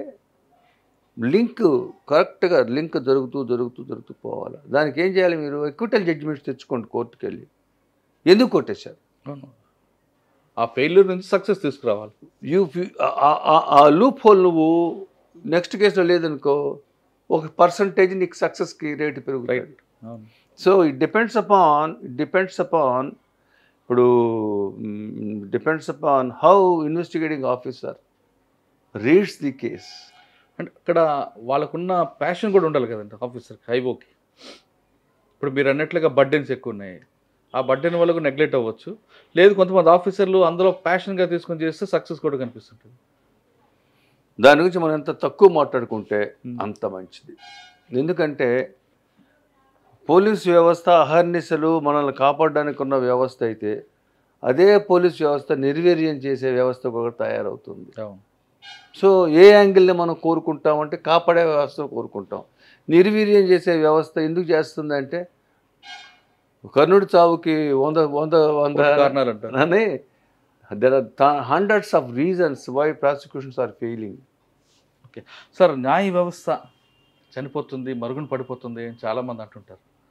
సీనియర్లో జరుగుతుందంటారా, లేదు వస్తున్న జనరేషన్లో జరుగుతుందంటారా? రినైజెన్స్ మీరు వినుంటారు. ఏదైనా అటు లేసి పడాల్సిందే, లేవాల్సిందే. ఇప్పుడు మనం అడుక్కున్న పడుతుంది. ఎందుకు పడుతుంది అంటే విలువలతో పడిపోతున్నాయి అంటుంటారు. మీరు కొద్దిగా కీన్గా అబ్జర్వ్ చేస్తే, కొద్దిగా సీనియర్ అడ్వకేట్స్ అనేవాళ్ళు వయసు రీత్యా మరుగైపోతున్నారు. యంగర్ జనరేషన్కి సీనియర్ జనరేషన్కి పెద్ద గ్యాప్ వచ్చేసింది. సో ఈ గ్యాప్లో ఏమవుతుందంటే సీనియర్స్ తప్పు ఉంది, జూనియర్స్ తప్పు ఉంది. సీనియర్స్ ఏంటంటే మీరు జూనియర్ అడ్వకేటు, బాబు ఇది రికార్డ్ తీసుకెళ్ళి ఇగో చదువుకొని చేసుకొని చెప్తున్నాను నీకు పాయింట్స్ రాసుకోరా, క్రాస్ చేయరా అని ఈయన చెప్పట్లేదు.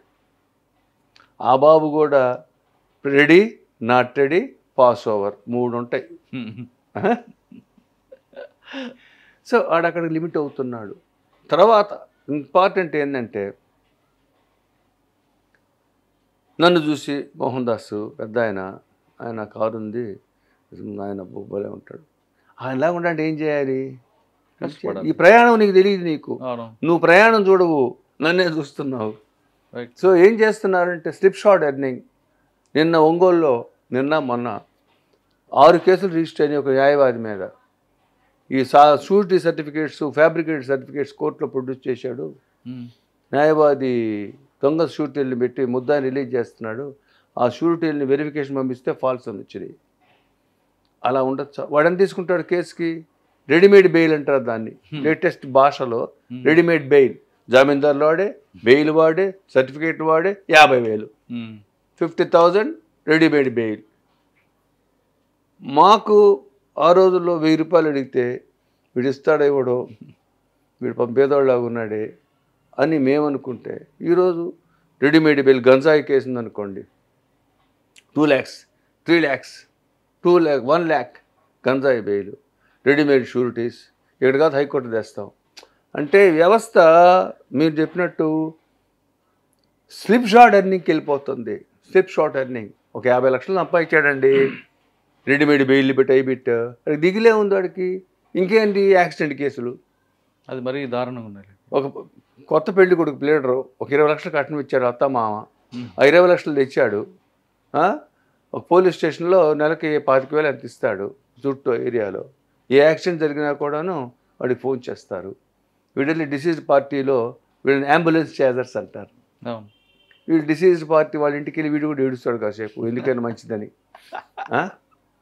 మీరు కన్నీళ్ళు పెట్టుకొని కూడా మనకి 50,000 ఇచ్చి వెంటనే 1,00,000 ఇచ్చి ఒక నోట్ రాయించుకొని ఒక కేసు తెచ్చుకుంటారు. So this legal profession has become a commercial entity. Sir మీరు రోడ్ యాక్సిడెంట్ చెప్తున్నారు, డ్రంక్ అండ్ డ్రైవ్లో కూడా అటువంటి అడ్వకేట్స్ కనిపిస్తుంటారు. ఎంత తక్కువ చెప్పాలి. ఇప్పుడు ఏంటంటే సార్, నాకు తెలిసి నేను కలర్ డ్రెస్ వేసుకొని కోర్టుకి వెళ్ళినటువంటి రోజు లేదు. ఈరోజు ఎర్ర చొక్కా, నిన్న న్యాయమూర్తి, సుప్రీంకోర్టు న్యాయమూర్తి ఒక లాయర్ జీన్స్ వేసుకొస్తే ఏందబ్బా ఆయన అరుస్తుంటే జీన్స్ వేసుకోకూడదు ఎక్కడుందని అడిగాడు న్యాయమూర్తిని. So we are in such a state. ఇప్పుడు పోలీస్ వాళ్ళు ఆ డ్రెస్ ఎందుకు వేసుకుంటారంటే వాళ్ళని పోలీసుని గుర్తించాలి. డాక్టర్లు యాప్రాన్ ఎందుకు వేసుకుంటారంటే ఆ డాక్టర్ని గుర్తించాలి. అడ్వకేట్స్ బ్లాక్ డ్రెస్ వేసుకోవాలంతే. If you don't love your profession, get out of the profession. నువ్వు ఉంటే ఎంత, లేకపోతే ఎంత. Correct, profession damage you see, అదే చెప్తున్నా మీకు ఇందాక. నిన్ను ఈ వృత్తి ఈరోజు ఇంత దూరం తీసుకొచ్చిందంటే నువ్వేం చేస్తున్నావు వృత్తికి? నీ కమిట్మెంట్ ఏది? జడ్జిల మీద పిషన్లు పెట్టడం, జనవరి ఫంక్షన్లో జడ్జి గారింటికి వెళ్ళి బొకేలు ఇవ్వటం. మనం రాకపోతే జనవరి 1 జరగదా సార్ జడ్జి గారికి? మనం పోకపోతే జరగదా? జరగదు. జడ్జి గారి కూతురు పెళ్లికి ఎక్కడో బెల్గాంలో చేసుకుంటాడు, మనం పోవటం వాడికి. అంటే ఫస్ట్ లవ్ ది ప్రొఫెషన్. ప్రొఫెషన్కు ఉన్న ఎథిక్స్ని ప్రేమించు. నువ్వు పెర్ఫార్మెన్స్, ఇదిగో మర్డర్ కేసు, బాబు నేను చేయలేను నాయన, పెద్ద ఆయన పెట్టుకోమని చెప్పు. నీ వల్ల కాకపోతే నువ్వు ఒక మర్డర్ కేసు చేసి నిలువున ముద్దాయికి శిక్ష ఇచ్చావంటే నీకు సరుకు లేకుండా తప్పు కదా సార్. మీరు మర్డర్ కేసు వరకు వెళ్తున్నారు. జిల్లా కోర్టులో ఒక నిందితుడిని లేగానే ఒక అనుమాతిని పోలీస్ స్టేషన్ పెట్టినప్పుడు ఏబిఎస్ కార్పొరేషన్ వేయాలి. కానీ అది అక్కడ కాదు, హైకోర్టు తీసుకువెళ్ళి హైకోర్టు వరకు తీసుకొచ్చి ఆ క్లయింట్ దగ్గర డబ్బులు తీసుకొని ఇక్కడ కాదు కింద కోర్టు కనుక పంపిస్తుంటే అటువంటి అడ్వకేట్లు ఏం చేయాలి సార్? 97 సిఆర్పిసి కింద search warrant simplest reason, simplest wife of the person who is taken to custody affidavit ఇవ్వటం. పొద్దున్నే 2 o'clock 3 o'clock advocate commission appoint చేస్తారు, 5 o'clock పోలీస్ స్టేషన్కి వెళ్ళచ్చు. లోకల్ మెజిస్ట్రేట్ చేస్తారు కదండి. అదే నేను చెప్పేది. కానీ అడ్వకేట్స్ వాళ్ళకి రాంగ్ గైడెన్స్ ఇస్తూ హైకోర్టు తీసుకొస్తారు కదా. ఎందుకు చెప్పండి? పేమెంట్ కోసం కాదు, వీడితంతాడు ఎస్ఐ, రేపు కేసులు ఇవ్వడు వీడికి. ఇప్పుడు లోకల్ పోలీసు ఏం చేస్తాడంటే వీడికి లైజాన్ ఉంటుంది.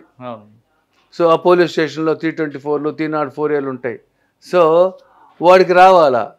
నీ పోలీస్ స్టేషన్ మీద నేను సెర్చ్ వారెంట్ వేస్తే నాకు కూడు ఉండదు కదా సార్. పోలీస్ ఆఫీసర్ అయినా ఫైటింగ్ లాయర్నే ప్రేమిస్తాడు కానీ పక్కలేసే లాయర్ని ప్రేమించాడు. There are advocates who try to take police officers to bars, restaurants and to create many facilities. Okay sir, ఫైనల్గా వద్దామండి. ఈ ప్రొఫెషనల్లో అనేది ఇది ఒక అద్భుతమైనది. దీనికి ఇది నోబెల్ ప్రొఫెషన్, దీన్ని ఎవరు కాదనలేరు, చేయలేరు. సీనియర్స్ అయినా రిటైర్ అయిన తర్వాత కూడా చదువుతుంటారు, నిత్య విద్యార్థి అనేది. కానీ కొంతమంది మేము సీనియర్స్ మాకు అవసరం లేదు అనుకుంటూ ఇప్పుడున్న ల్యాప్టాప్లు ట్యాబ్లతోనే కాలం గడుపుతున్న వాళ్ళకి మీరు ఇచ్చే మెసేజ్.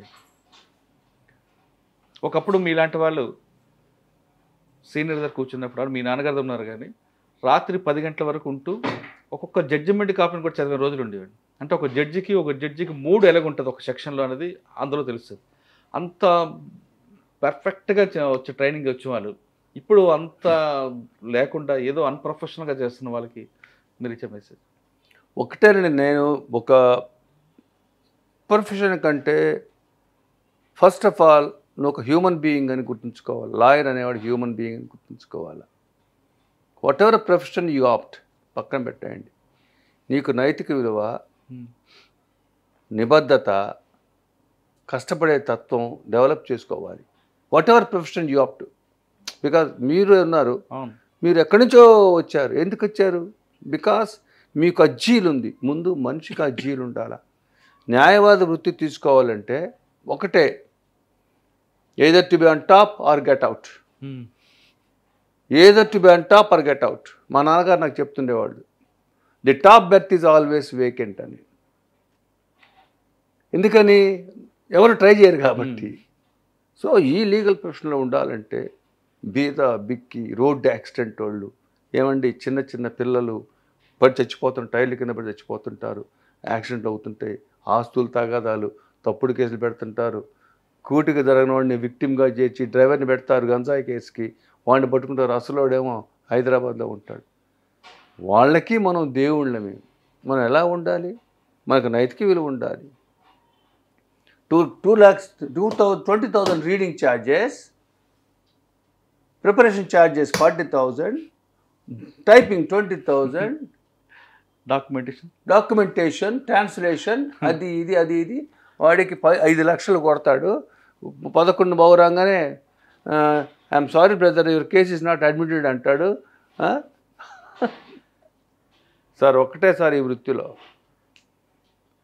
ఇందాక చెప్పాను మీకు, వృత్తి జీవించాలంటే న్యాయవాది ధర్మంగా, న్యాయంగా, నిబద్ధతగా, న్యాయమూర్తి చిన్న పిల్లవాడు, న్యాయమూర్తి కంటే ఆ స్థానానికి మనం విలువిచ్చి చెప్పాలి ఆ కేసుని, బాబు అలా కాదండి, ఇదండి, అదండి, ఇదండి.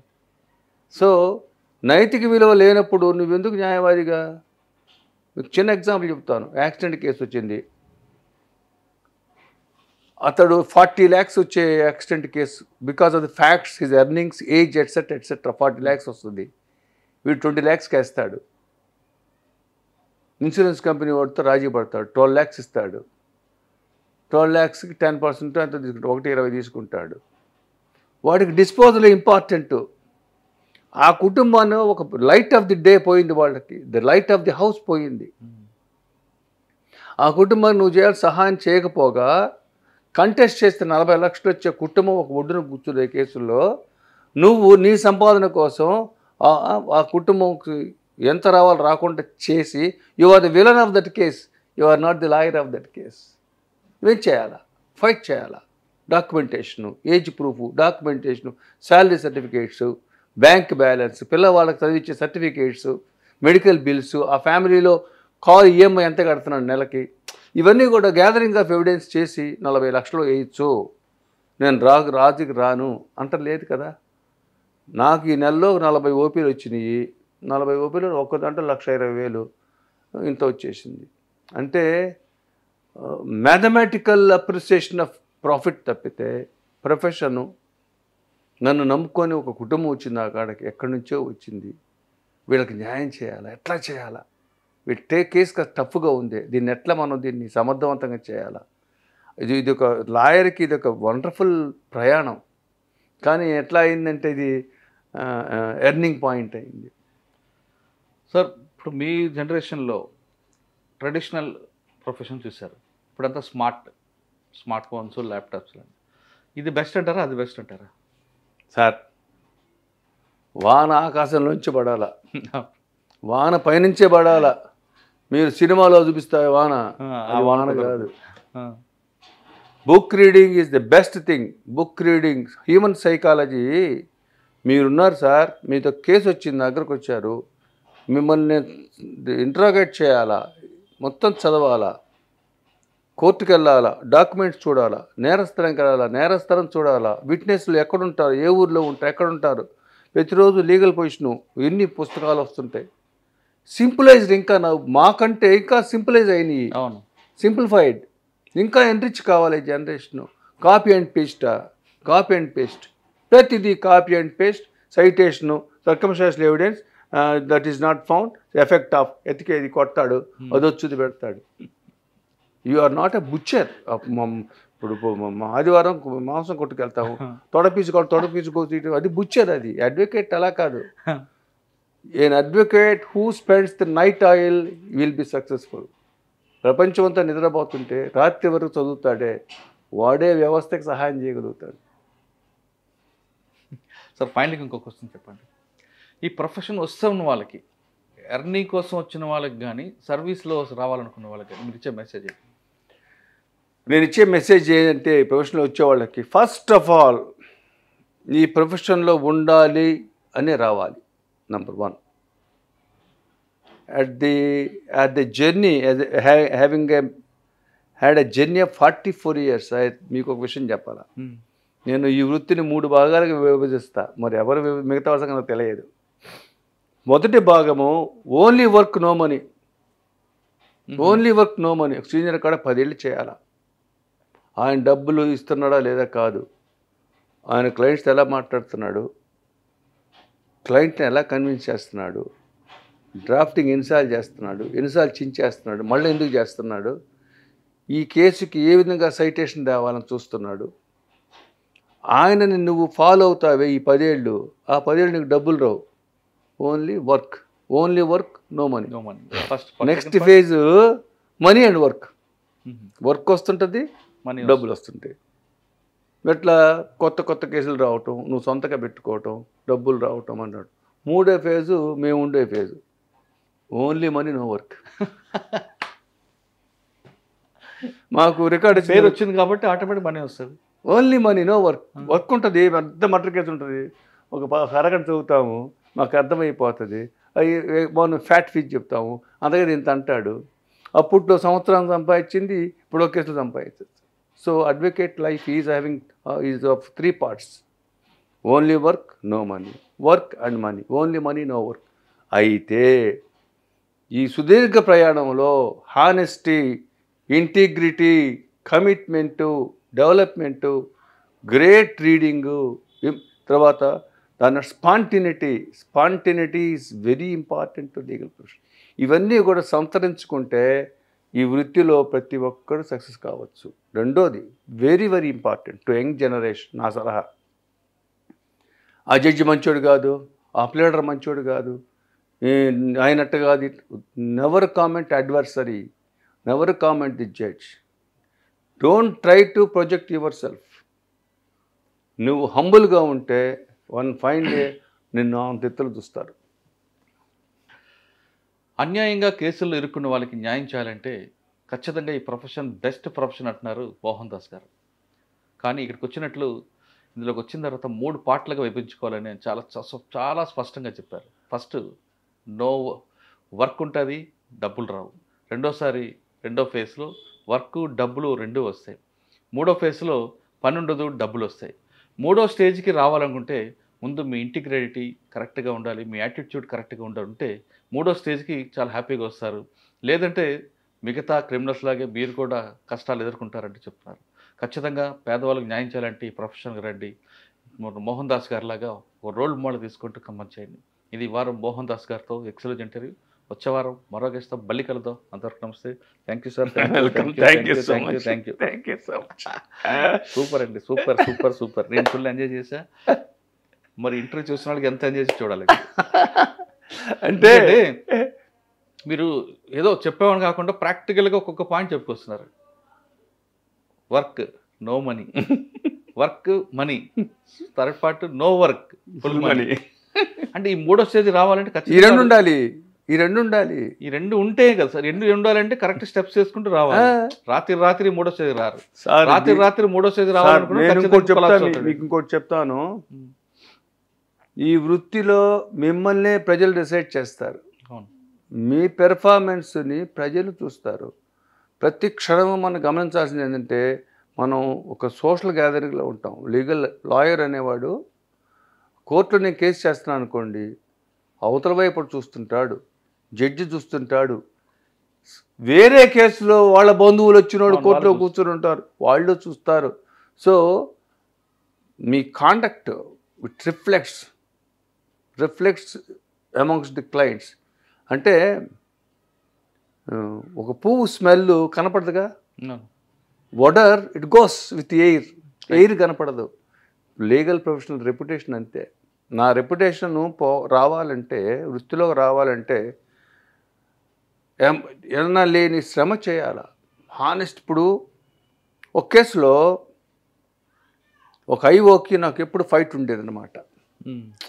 అతను మంచి ఆఫీసరు, అతను పెట్టిన కేసులన్నీ నాకే వస్తుండేవి. ఒక స్టేజ్లో ఒక పోలీస్ స్టేషన్లో నేను జూనియర్గా చేస్తున్నప్పుడు 20 కేసులు రిజిస్టర్ అయిన కొన్ని నెలల్లో 3-4 మిస్ అయ్యి మిగతా మొత్తం నాకు వస్తుండే. ఆయన ఏం చేశాడు, ఒక ముద్దాయిని పట్టుకొని దొంగతనం కేసులో ఉంగరం, వాడికి ఏం చెప్పాడు, రే దాసుగారు మీ లాయర్ కదా, ఆయన దగ్గరికి వెళ్ళి ఫీజు ఇచ్చుకోలేనని ఉంగరం ఇచ్చిరారా అని చెప్పాడు. ఇదేదో ఉంది కాన్ఫరెన్స్ దీంట్లో. ఎందుకని నన్ను ట్రాప్ చేద్దాం. అదే అర్థమైందా. వచ్చాడు, అయ్యా నాకు లేదయ్యా ఉంగరం, అరే వద్దురా నాయన ఫ్రీగా చేస్తాను పోరా అన్న. I didn't take it. Had I taken it ఎట్లా ఉండేదో. మీకు వచ్చేసేవాడు, అట్లా వచ్చేసేవాడు, ఏదో కేసులో ప్రాపర్టీ మీ ఇంట్లో ఉంచాలని పెట్టేవాడు. అతను ట్రాన్స్ఫర్ అవుతూ చెప్పాడు, గురుగారు పలానా కేసులో పంపించారు మీ దగ్గరికి, మీరు ట్రాప్ పడలేదు. చాలా చాలా చాలా ట్రాప్ చేస్తుంటారండి. ఇప్పుడు మంచి ఎంసీల్లో కేసుల్లో మంచి మంచి గర్ల్స్ వస్తుంటారు. మనం చాలా జాగ్రత్తగా ఉండాలి. పోలీస్ ఆఫీసర్స్ ఏం చేస్తారంటే ఈ అడ్వకేట్ వీక్నెస్ ఏంది ప్రైవేట్గా ఎంక్వైరీ చేస్తారు. ఇప్పుడు మన జగన్ ఎమ్మెల్యే చేస్తున్నాడుగా ఇప్పుడు అట్ట private side of the advocate ఎట్లా ఉంటాడు, ఇతని క్యారెక్టర్ ఏంటి, ఇతను ఎక్కడికి వెళ్తాడు, ఎక్కడ డ్రింక్ చేస్తాడు, ఇంట్లో తాగుతాడా బయట తాగుతాడా. ఎందుకంటే ఒక టఫ్ డిఫెన్స్ కౌన్సిల్ని చేతిలో పట్టుకోవాలంటే నా వీక్నెస్ పట్టుకుని సరిపోతుంది. సో ఇదొక యజ్ఞం బ్రదర్, ఇవన్నీ కాదు, ఈ వృత్తి యజ్ఞం అంతే, కంటిన్యూస్ ప్రాసెస్. ఈ యజ్ఞంలో సమిదయ్యే వాళ్ళు సమిదవుతారు, నిలబడేవాళ్ళు నిలబడతారు. రైట్ సార్, కరెక్టే.